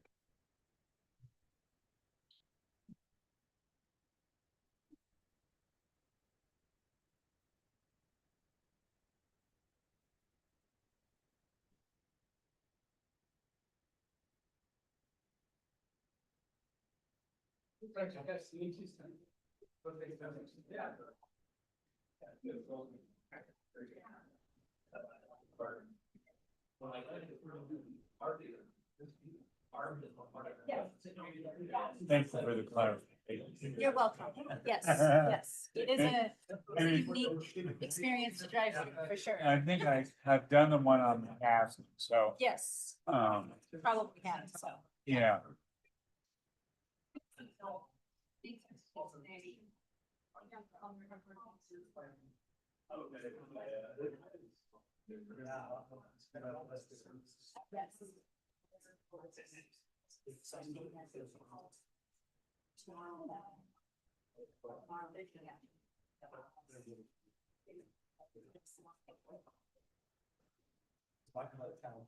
What's going on?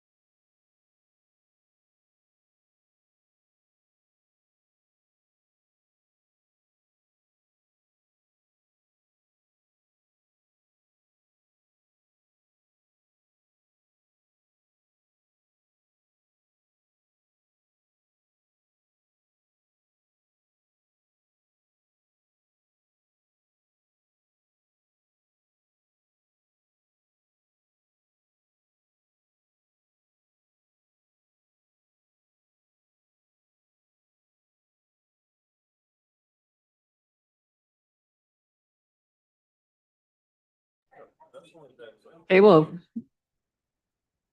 move on with our agenda.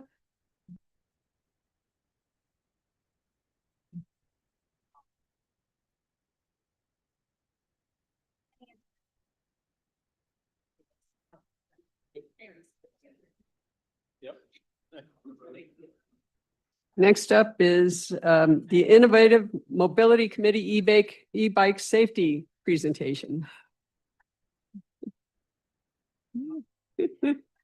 Here we go. We're Hey, gonna check- everybody. Yep. Here we go. Clap once if you can hear me. Clap twice if you can hear me. Okay. All right, thank you, Juan. All right, next item is our Innovative Mobility Committee e-bike safety presentation. We've got Kay Kelly and Lily Lizarraga. Thank you. Yeah, thank you, Chair. So with June being Bike Month and with summer months generally seeing higher levels of cycling, we thought this would be good timing to bring you an update on an effort that's been underway in OIM related to e-bike safety. So I think this project is a really good example of a place where I think OIM really shines because, you know, CDOT, obviously we have a really wonderful bike ped program. Up until recently, they've been just pretty focused on traditional bicycles. We have a phenomenal safety office that are really good about getting out safety messages for a variety of transportation topics. And then we have this relatively new, really fun form of emerging mobility called e-bikes. And emerging mobility is an area where my office kind of steps in. So this was an example for all these groups to come together, do what they do best, and pilot something that's sort of like what we always do, but with a little bit of a new twist. So Lily Lizarraga is here with me. She leads my mobility services team. She is phenomenal. Several years ago, she came to me and said, we need to get ahead of this e-bikes boom. We need a safety campaign. And she and her team have really just spearheaded this project. It's aimed at creating a stronger safety culture around e-bikes. And I'm really excited for her to kind of give you the background, walk you through the partnerships and some of the exciting stuff that we're doing. And I also hope, you know, knowing that e-bikes are in the news on an almost daily basis lately, I'm hoping it also gives you some new tools in your toolbox that you can use in your districts if people have questions and you know where to point them. So with that, I will hand it over to Lily. Well, hello, everyone. I don't feel like I need to reintroduce myself because you introduced me. So thank you so much. But Lily, and I'm here to talk to you about our e-bike safety campaign, Go Safe, Go Far. And we can go to the next slide, please. And so a little bit of background on why we decided to do this campaign. As Kay mentioned, this was really in anticipation for what we expected to be a surge of e-bikes on our roadways, not only because they're fun to ride, but also just understanding the numbers when we were looking at the e-bike rebates, not only from the state, but actually across the state of Colorado. So when we launched in 2024, there were 29 active rebate programs in the state of Colorado, just alone. And so we wanted to make sure that we got ahead of this. So again, one of the focuses of our team in mobility services is emerging mobility. So this being an emerging mode, we know that there's going to be new safety concerns that we don't likely have the tools yet for, right? So they're new. We need to get ahead of that. And in addition to that, within mobility services, we also focus on TDM. So really looking at how we can move people across the state in a more multimodal manner. And so e-bikes in that also have the potential for great mode shift. And so we also want to make sure that we can get people to ride them, but ride them safely. So next slide. This is really, and again, e-bike use sales and just e-bike usage in the state of Colorado has really, it exceeded our expectations, which I'm just that much more grateful for why we launched when we did, because now, as Kay mentioned, we're hearing about it more and more. We have a campaign in place that was developed just for this so that we can be nimble and strategic and, you know, as new safety concerns arise, we can make sure that we are adjusting the campaign to meet those. And so, you know, with e-bikes, a lot of the same overall kind of goals, not goals, I meant safety rules apply, and then some, right? And so a lot of our messaging focuses on kind of just the main need to ensure that you're riding safely. But as Kay mentioned, we already have DTD's bike ped program, so we leverage a lot of those resources that we already have available, and then ensure that we're doing the and some. And so some of the, different safety concerns include a different caliber of helmet, for example. So these are the things, and then just different precautions because it's a heavier vehicle and faster speeds. So ensuring that we're making sure that bicyclists have that information that they need to ride safely. And then next slide. I have so much I want to talk about. I just want to make sure I cover everything. And so really, and we've mentioned this now, I've mentioned it multiple times, we look to different partners. So for example, we look to DTD for experts who are already working in bike ped. We have our highway safety office. We work with our comms office. So we look to experts who are already in this area, right? And then again, with an emerging mode, then you look to the experts, and then you understand where we need to grow and how we need to address these new safety concerns. We also have a very big stakeholder working group, which is key to this. So we meet monthly. This also allows for us to ensure that we're meeting with the community. We're understanding what people are seeing on the ground. So one of the biggest things that we've heard is the difference between e-bikes and e-motos. We've heard a lot from school districts and concerns, which actually is what then inspired us to create our youth focus campaign last year. And so really, our working group is so key to the work because they inform us and let us know kind of what guidance, what resources they need. And it also helps ensure that, if someone is already developing something, we're not reinventing the wheel.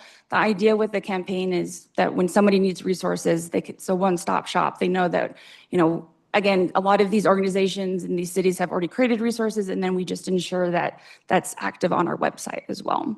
And another thing that I'd like to mention, again, OIM helps really fill gaps throughout kind of as these new projects come up. Again, this was something that when it came to us, it was like, well, where does this fit? And again, it makes sense as an emerging mode to fit within the Office of Innovative Mobility. But again, we partner across. And I think one of the biggest achievements that we had this year was that we were successful in receiving federal funding through NHTSA, which I think is just a testament to not only the value add of this campaign, but also the need of it as well.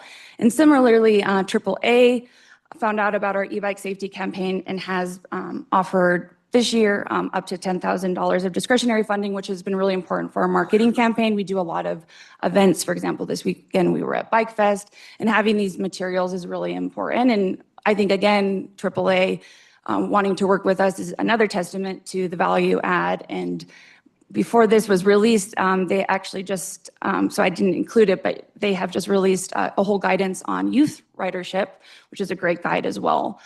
So these are just some of the partners, and we're always looking for more partners. We believe in having a large table and everybody is welcome. So more the better. Thank you. And we can go to the next slide. And again, I've touched on this a bit, but so it's a multi-year campaign that we've created. This is our busiest time. So we really kind of work within kind of what you would consider peak ridership. So during the months of, April, May through kind of October is where we really focus. We also really focus on key dates. So whether it's, bike to work day or walk and roll to school day, that's a day that we really focus in getting our ads out and getting ahead with earned media, for example. And again, it's the way that it is set up is that we adjust to kind of new concerns as they arise. And as of right now, we've really focused in kind of Denver, Boulder metro areas, but with our statewide youth campaign, just for there's as far as kind of marketing goes, it needed to be statewide, which was a benefit, but we're continuing to grow this kind of in the long, would you say kind of, we want it to be statewide. Really the resources and everything available is intended to be statewide. And again, we work with a marketing firm to provide this campaign, and each year we set different metrics, and we've continued to exceed those metrics, which is great. Next slide. And Again, we try to have as many different resources available to the public as possible. At the end of this presentation, there is a link to our media kit, which has additional videos and graphics that can be used. But we provide a handful of different resources, whether it's having something for bike shops or having something through Earn Media. We recently, just last week, Kate Kelly was with 9 News, and we did a focus on e-bike ridership and the difference with e-bikes and e-motos. We do kind of different events as they come up. As I mentioned, Bike Fest, and we were able to go out to the Mesa County Cycle Safety Fest and do a presentation with the state patroller. Just kind of as things come up, we are there. So next slide. And here are just a couple more examples of some of our different creative assets that we've provided. Just to provide a visual, we can go to the next slide. And June is Bike Month, so again, great opportunity to provide this presentation. If you are an e-bike rider, just make sure you understand the differences and you have the correct equipment. As I mentioned, there's a link to our media kit. And again, if you're hearing concerns from the community, you have questions, you need resources, please reach out to myself and Reynaldo, who is the formal PM of the project. And we have, again, our website. We try to keep up to date with as many resources as they become available. So thank you so much. Oh, one more thing. Bike to Work Day is June 24th. And if you are a CDOT employee, please make sure to sign up and pledge. We did win the large employer what would you call that? Yeah, and we want to maintain our title. It's very important. So yes, thank you. Excellent. Can you also say where the Bike to Work station will be for CDOT? I should know this. The trail here. It's the same place it always is. Okay. Oh, there he is. I think when we were talking it over, there is a trail, I forget the name, but it's by the new apartment buildings. It will be right there, and we will have a setup and breakfast burritos while they last. Yeah. Ah, cool. Great, thank you. Okay, any questions about that great presentation? Gary Beatty? Yeah, is there anything that addresses or just encourages following the rules? Because like the circle logo you had, if you add to the bottom, follow the rules or something like that to call people to action to actually make sure they're following all the safety rules of the road. I think that's one, especially with the younger people. Sometimes people get the feeling, oh, well, I'm a bike, I don't have to do as much as cars or other people.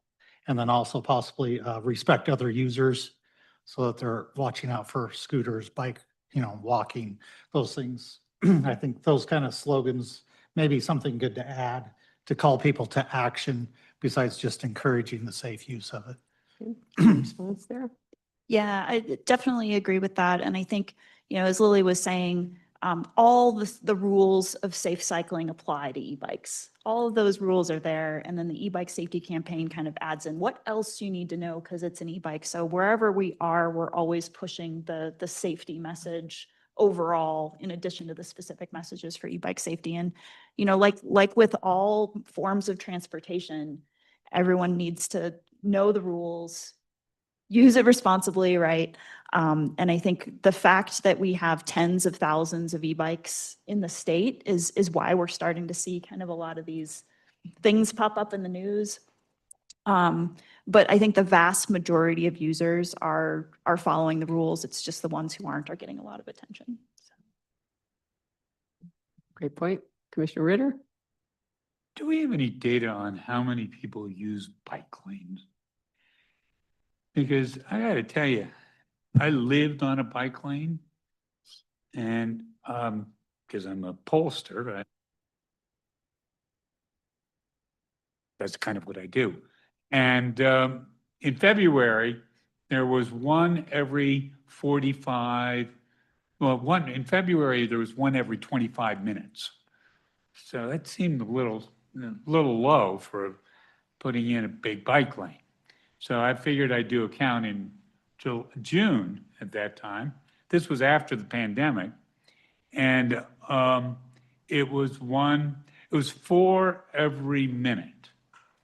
So that equaled about 240. Now that's between 4 and 6 in the evening. So across a day, you were talking about maybe 1,000 people. And then last month, I decided to park at Alameda and Broadway at 4 o'clock in the afternoon. And I counted for a half hour, a total of 30 over a 30-minute period. That doesn't, given the amount of construction and disruption.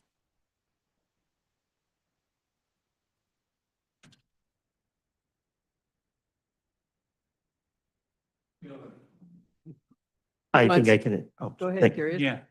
Thank you, Madam Chair. I think it can help answer that. So bike usage has been one of the items that we do want to improve as part of our traffic counts and an analysis program. We are currently undertaking a research program on how to best do that.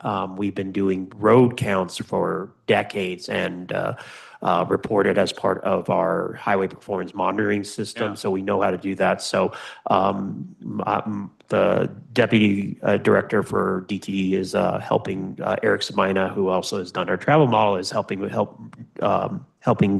that program. So that way we're able to get an accurate count on there, because it is a hard answer because we don't have data on that from as granular as we do from a roadway. We have to rely on alternative things such as the American Community Survey, among other things. So, but that doesn't tell you the specific bike route. So we are working on that, and more to come as we try to find what's the best way to capture that information. Yeah, and because that'll help us determine, where to to allocate resources in the future, how best to, what is the best utility of bike lanes.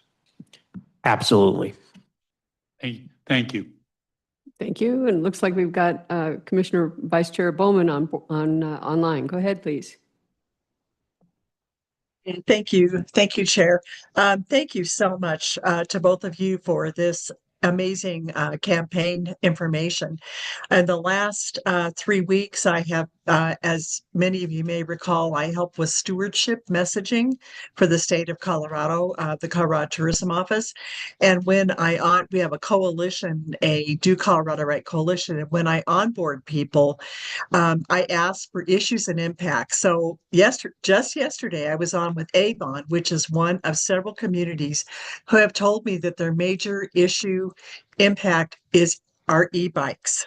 So I thank you so much for this, and I would really, really love to have the PowerPoint, a link to the PowerPoint, so that I can feature it in our monthly stewardship newsletter that goes out to the coalition and beyond. So, and I want to let the CTO, Colorado Tourism Office, know that you're doing this. Thank you so much. That was great. Thank you. Any others? Commissioner Hart, go ahead, please. Thank you, Madam Chair. And I don't know if this is an observation or a question, but I'm fascinated with this evolution, frankly, and the statistic that you show that, here's what we were anticipating, and what has happened has just greatly exceeded that.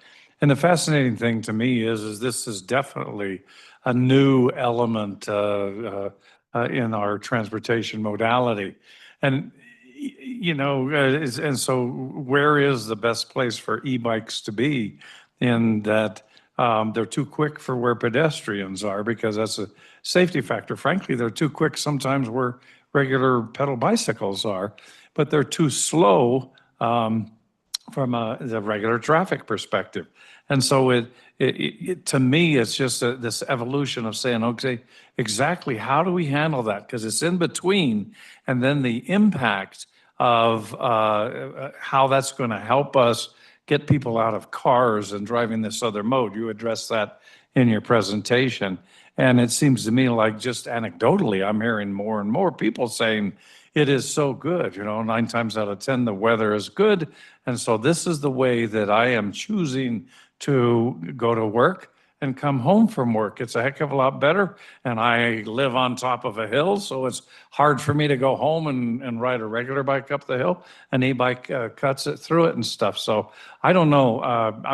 I think I'm trying to listen to what Darius is saying about how we're planning on folding all of this information, not only from a educational perspective, from a safety side of it, but the engineering side of how do you manage that type of traffic that's a little quicker than what we have seen on bicycles and pedestrians, and it's a little slower than cars, but there is so much growth and so much interest in it that it's going to require some kind of a middle development on how we transport people. So I'm assuming that that's the nature of the conversation that we're having. And frankly, the more e-bikes I see, the more dangerous situations I'm seeing.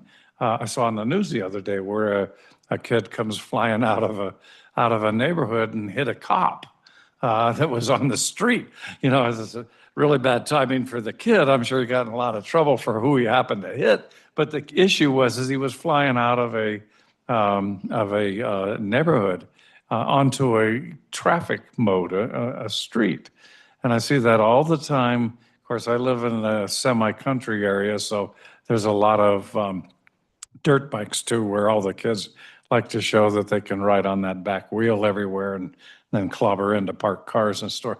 So, but the e-bike side of it and the separation of it between the e-bike and the e-moto, and this is something that I need to be educated on. Does e-moto require the same licensing as a gasoline bike, motorcycle? Good, because it should. With the speeds that they can do, that's definitely a licensable Yeah. transaction. So The threshold between an e-bike and an e-moto is you're in the realm of e-bikes if you have functional pedals and if you have a motor of 750 watts or less. okay. If you don't have functional pedals and you're over 750 watts, you're an e-moto. And even the e-bikes, the class 3 e-bikes that go 28 miles per hour, there's not a license requirement, but there is an age requirement for those. Bicycles, e-bikes, and regular bikes are consumer products, so they don't require licensing or registration. But if you are in an e-moto, that is a motor vehicle, you have to be a licensed driver, you have to have insurance, you have to register the vehicle. Yeah. Good. No, and I'll tell you that I think that 20-mile-an-hour limit, I think it's a good starting point, because I used to ride tons and tons of bicycles, and I need to get back to it because I just absolutely love it. But the thing is if I could get my whirling going where I was doing 20 miles an hour, I was moving. That is a fast speed on a bicycle, and e-bikes do that with ease. And so it just fascinates me, the evolution. I think it's great. And frankly, I'm really excited about the work that you guys are doing. You're doing really good work. So. Great discussion. Anybody else? Commissioner Masters? And I applaud you. I'm rural and urban areas have got a huge problem with e-motos, okay?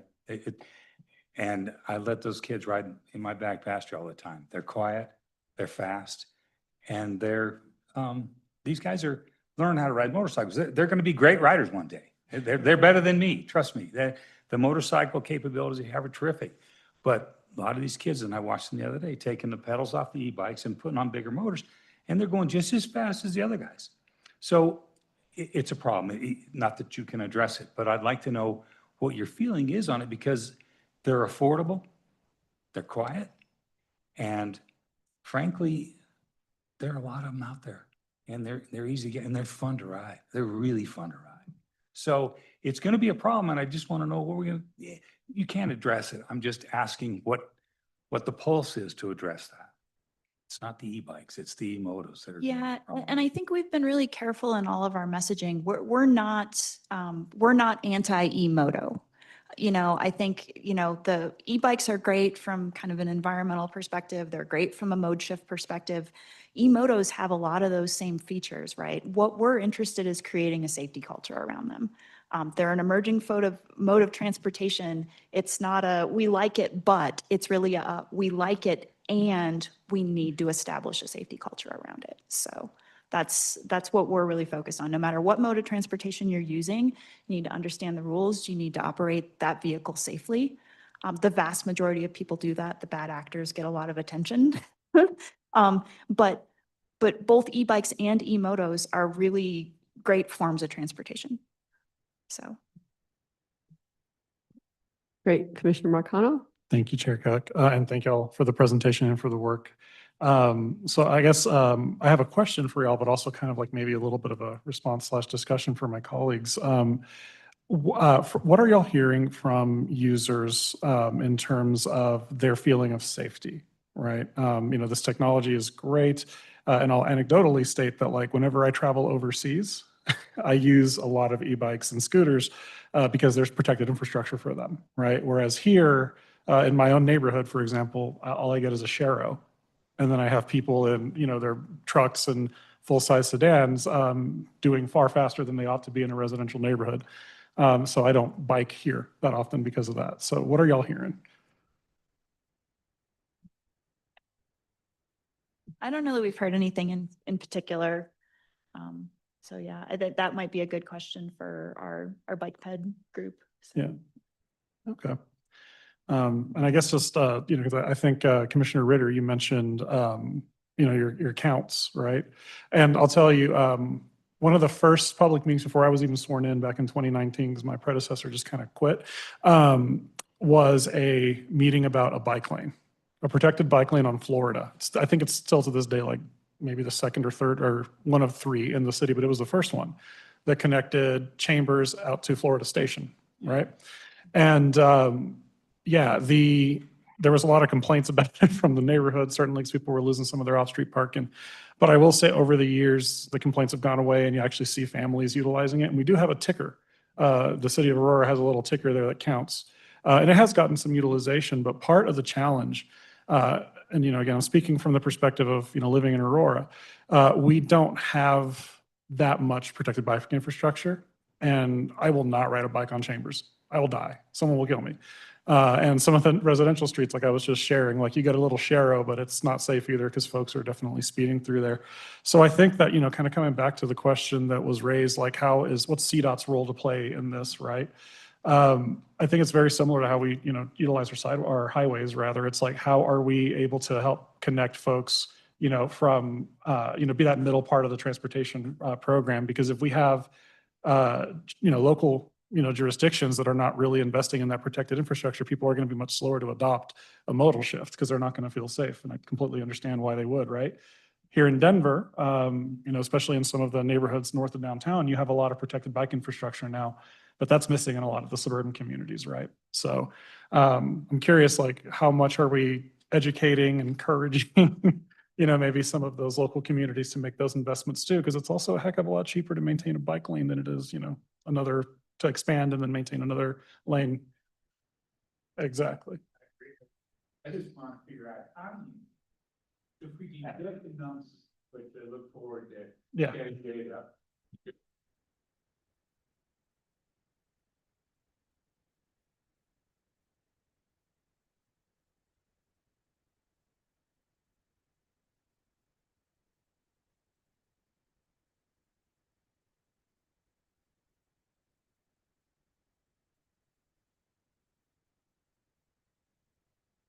Yeah, I guess I'll just say, I think it's a great conversation, and I think it's a conversation that applies to general bikes and e-bikes. And I would defer to the Bike Ped program about their thoughts on that, because we're kind of supplementing for like the e-bike part, but we're not the Bike Ped planners. So, but it's a good conversation, and I appreciate the feedback on our campaign. And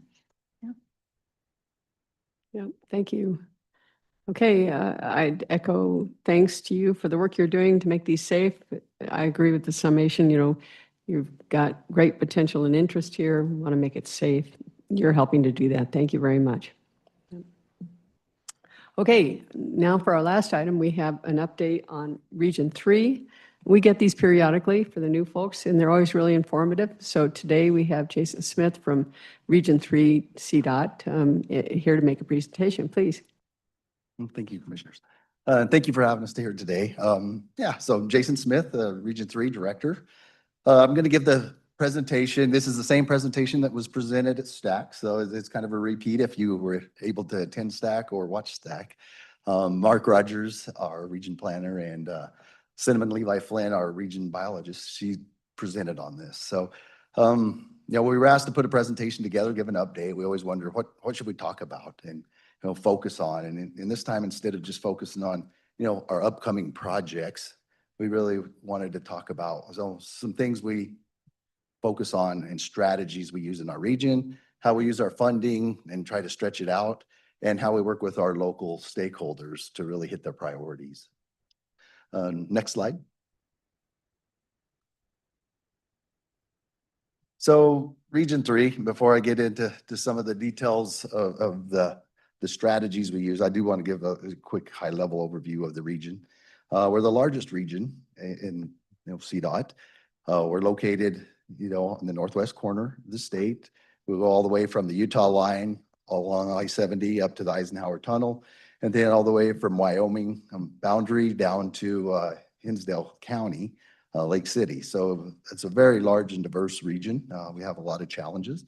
We have 15 counties in our area. We have over 50 municipalities. Each one of these cities and counties, they all have unique needs. They all have different, issues and problems with their transportation system. And we work with every one of those groups trying to overcome those issues, what they're looking for, trying to, work with them in their planning, their future, and trying to address any current issues they have. It's always a challenge. And like I said, every one of them is different. We have over, for assets, over 5,000 lane miles, 13 mountain passes, 13 rest areas, 7 tunnels, over 700 bridges, over 20,000 culverts. And that's just some of our assets, right? I could list a lot of them, but I just wanted to give a magnitude of what we deal with in our staff. And to handle all of this, the region has about 600 positions.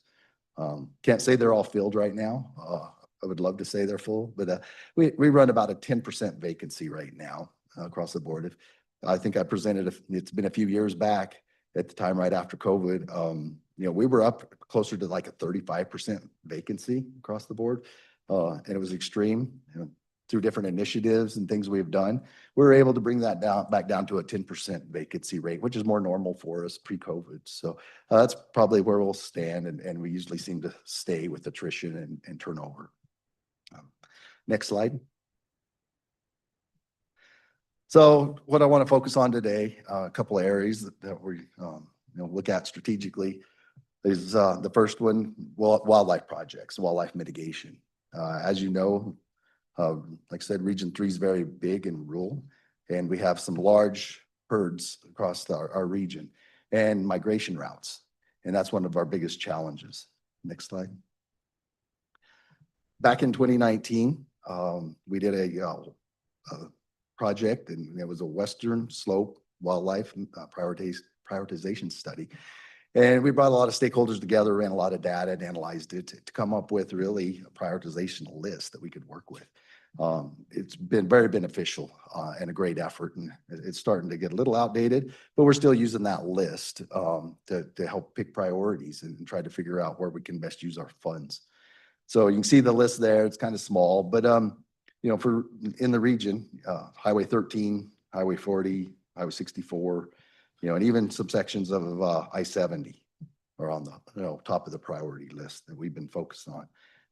To the left there, you can see some projects that we have identified that we are working on or have completed and made progress. Some of the challenges we face with wildlife mitigation, is really, it takes a lot of infrastructure to do. Our roads, our normal fence allows the wildlife just to cross. So to do wildlife mitigation, we have to put up the tall fence, and it's not just tall fence. You have to figure out how to keep the wildlife the ability to cross past the road so we don't cut off their migration routes or their habitat to get to food and water. And so trying to figure out how to do that, a lot of times we use these wildlife overpasses, underpasses, but you also then have to think about when you have tall fence, how do you handle the residences? How do you handle the businesses and keep access to them? So we have some big challenges, and we'll go through some of the details of those challenges, but it's very costly and harder than you would think to design around some of these. and make it all come together and make it effective. Next slide. So project that is very near and dear to my heart, this Highway 9 project, and most of you, if you've been up north of Silverthorne up to Kremling, have probably seen it. They're the first wildlife overpasses in the state of Colorado. I was fortunate enough to be part of this project back when I was a resident engineer. And I could talk for an hour on this, and I know you don't want to hear about it, 'cause like I said, it's one of those projects that, as you go through your career, you just remember certain projects, and they just, something about them, they're just good all the way around. They go smooth, good feeling about them. This was one of them. And just give you a little background, is it started out as a one box culvert. This landowner of Blue Valley Ranch came to us and asked us, hey, can CDOT help me with a problem? We know the ranch has a problem. They own both sides of the highway right away. He said he wanted us to help them design something to help the wildlife and the mitigation, because there was a lot of animal vehicle accidents in this area. So CDOT took him up on that. He worked through the county and provided the funding to start a design for that one wildlife underpass. As the project started to develop, it grew. And, we started working with CPW, the CDOT teams, and other stakeholders. And it was really, we identified, we can't just mitigate one certain area. Whenever you work on wildlife mitigation, you really have to look at entire corridor. And it's got to be something longer, more substantial, because you'll just move the problem, basically. You might fix it in one area, but the wildlife will go find the easiest path. So as we looked at it and worked with CPW, we identified this entire corridor, roughly 11 miles. And along with it, we decided, well, CDOT will put in some more funds. And instead of just doing that, we will start looking at maybe if we can do a reconstruction. So our design team said, we're going to redesign the road because it needed some curve straightening, new geometry improvements, widening to bring it up to standards. So perfect timing, went through the project, but as it started to grow, we ended up going with 2 wildlife overpasses and 5 wildlife underpasses, because we recognized those herds weren't concentrated in one area. They were spread out over that entire area and the corridor south of Kremling. So great timing as we got the project designed and done. That was the time of our ramp program that happened. We accelerated projects, and we were very fortunate to have this project designed. That part of that program was asking for a local match. It was a $40 million project, roughly. CDOT then said, hey, you have to come up with a 20% match for this. So between the landowner, the counties, and even locals, they came up with that $10 million match for the project. And it was pretty impressive to really see. They all came together. The landowner, I think it was $5 million, but everybody else, we actually received, checks in the mail or even dollar bills from kids saying, I want to donate to the project. The schools was having fundraisers. People were out, and we would go do local events, and everybody we talked to was very passionate about what we were doing and the improvements we were making, because they've all drove that corridor. They had either themselves an issue with an animal vehicle collision, or they knew somebody, and there was a lot of fatalities up there. I think it averaged about 1 a year. So a lot of support for the project. It was a great project. Again, we were able to get the funding, get the job built, and now it's there today. And we've been monitoring it ever since then. And it's very successful. And that's why it's always fun to see this stuff. You don't always get to see the fruits of your labor whenever you do have these projects. But in this case, by being able to watch it and study it, we had the numbers beforehand. And then now we're tracking it with 92% success rate. So we've reduced those accidents significantly. And so it's a huge improvement. We've used this as a model throughout our region, honestly. And we still track a lot of the outcomes. That documented over 112,000 mule deer has successfully went through these passage areas. So again, it's a lot of animals that are moving in that corridor. So again, I could talk a lot more. I'll stop there, but it is a cool project. And hopefully if you have never been up there to see them, you get a chance to drive up there and look at that corridor. Next slide. So one of our challenges is funding for wildlife improvements on our corridors and how to, how do you pay for it, right? We don't really have a funding source. So a lot of times what we have to look for is safety funds. We couple that together with, maybe in some cases we're able to do it with a 10-year plan project, or we look for some of our region priority funds or any other capital improvement funds that we have available.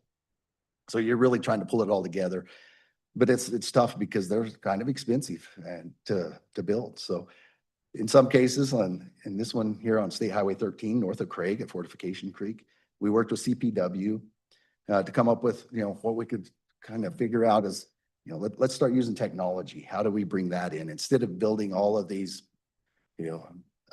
underpasses and overpasses, what if we start treating this more like you would with an intersection with railroad or something? Instead of being separated, what if you try to control it at grade? So in this case here, we tried to identify some tall fence areas. So we did the typical thing that we do for mitigation. We did an underpass, but then we also did some low fence areas. And what that did is allowed the animals to get to those low fence areas. When they did cross, we then set up radar detection, and then it would trigger signing on the road to let you know that there was animals on the road. So trying to use technology, but then not having to build all the infrastructure that we would have to maintain, and it's costly. Very successful again. Not quite as successful, but it does work. But it is technology, so you've got to make sure it's always up and running. Some of the challenges, and it has to have power to it. And then in the seasons whenever you have snow and ice, it creates other challenges there as well with detection. Another one was we tried the Zap Creek mats. So these mats, and you can see on that bottom picture there, they actually have a low voltage, so very similar to what you would be as a cattle fence, electric fence. So animals touch it, and then they would feel a tingle, and they would back off of it. Those have been successful because trying to figure out how to keep the animals from entering and crossing some of these areas where we need to keep residents and give them access, but we don't want the animals to be able to cross what we call these deer guards. So these Creek mats were identified and installed, and they work. When we get really deep snow and it starts to build up too much, it does put a layer on there and doesn't work. So we have to keep the snow cleared off of them at a minimum.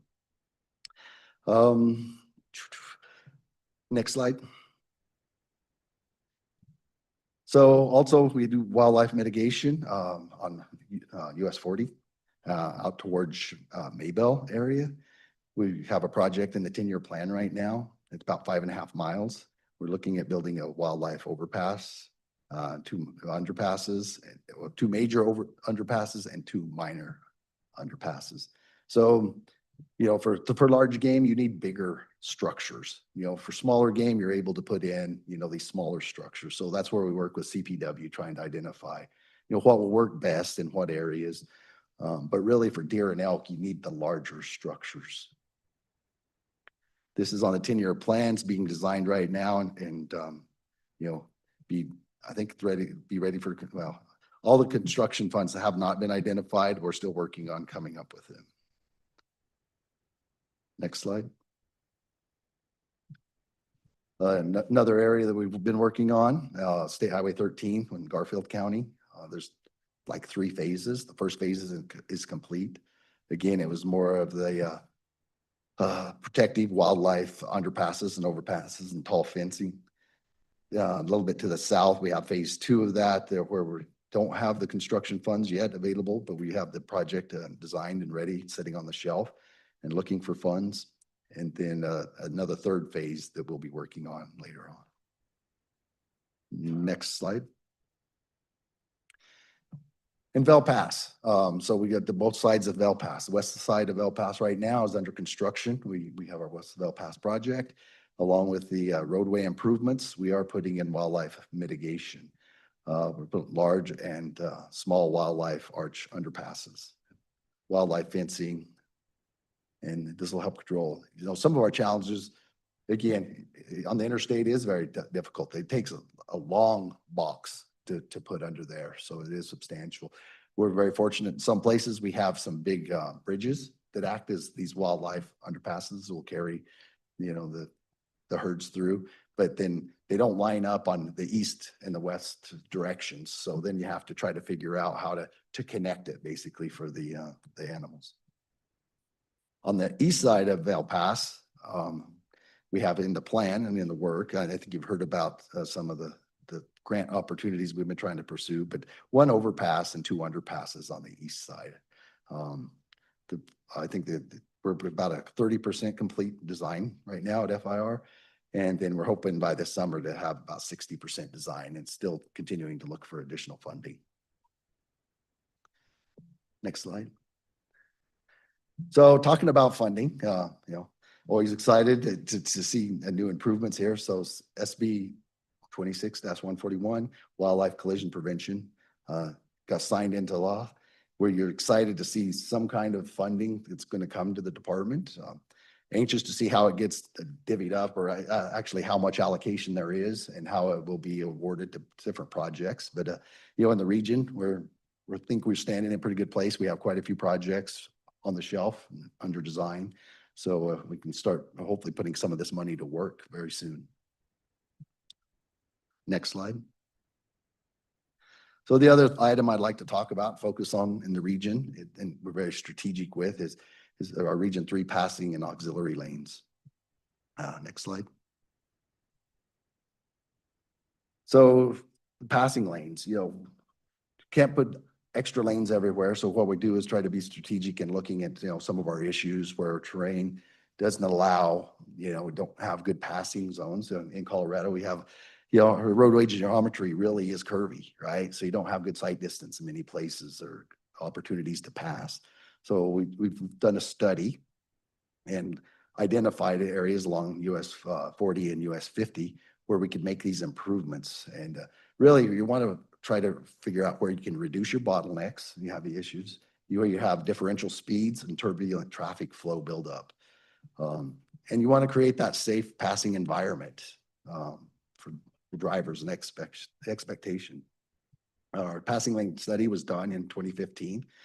And, you know, US 50 in Gunnison County and US 40 through Jackson, Grand, and Routt County found several of these locations that we're now working on. Next slide.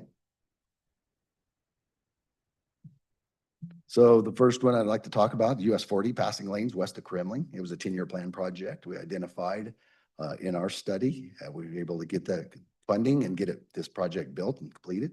You can see on the left-hand side there, you know, the before photo, you know, a 2-lane road, very narrow shoulder, really no slopes outside of that dirt shoulders for if, you know, a vehicle did go off the road. We did find a straight tangent section of road. It does have some grade to it, but this is a great place for a passing lane. We have the CDOT right away. It was wide in this area, and so it made it more, you know, efficient to build in. So on the right-hand side, you can see the final product there. You know, both directions, passing lanes, you know, with the safety shoulder and everything built to modern standards. Next slide. Another project we have is US 50 passing lanes. Blue Mesa is a 10-year plan project. Again, on the left-hand side, you can see the before photo, and on the right, you can see what was built. Very similar improvements. You know, it really does help with the addition of these passing lanes to reduce the likelihood that drivers will take risks while passing. Mobility, it helps with travel times, decreases as drivers will be able to maintain a constant speed, and they're able to pass slower vehicles. And it also played a dual role whenever the bridges went down. We were able to use these lanes for storage and stacking whenever we had to implement our detour because of the emergency project. So it was nice to have this extra area for storage. Next slide. And then I-70 auxiliary lanes. Again, not the same purpose and really a little different feel of why you need them. But on the interstate, really, you still do have those differential speeds.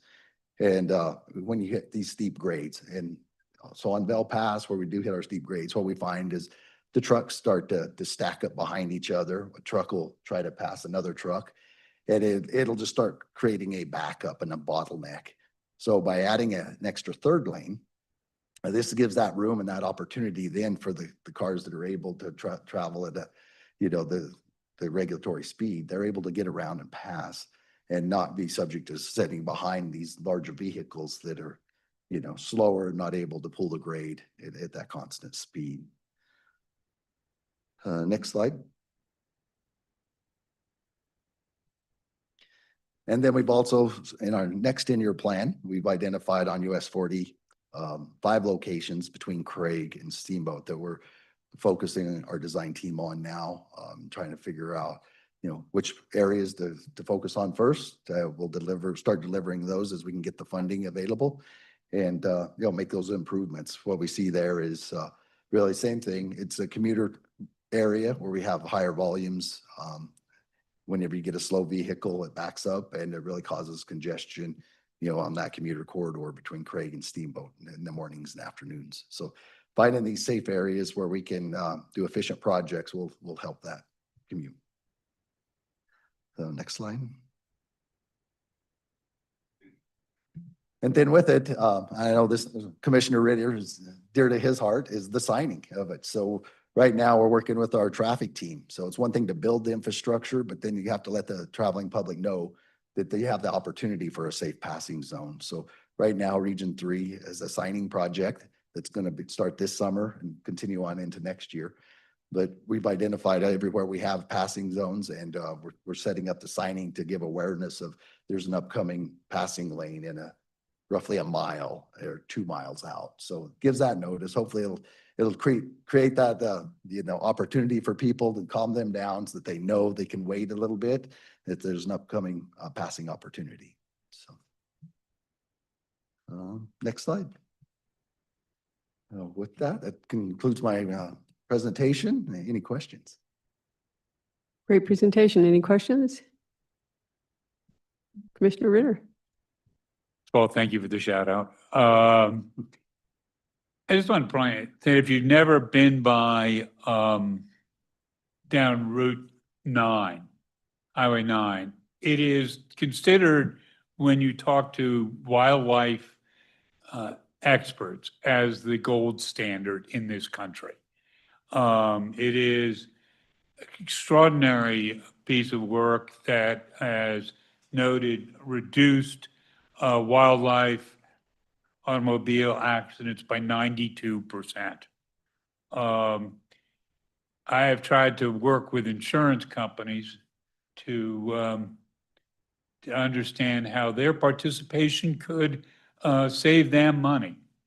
I do run up against the problem that for most insurance companies, their insurers happen to live in urban areas that don't necessarily have wildlife interaction other than in a zoo. So that's a bit of a problem to convince them to participate. But we are making great strides. Now, one of the things that we will have to deal with, I hope, with the passage of the $5 add-on is that we may be able to bond that once we get a understanding of the exact cash flow that might come forward. And as a commission, that may fall within our realm. So put that in your 2028 hat. So thank you.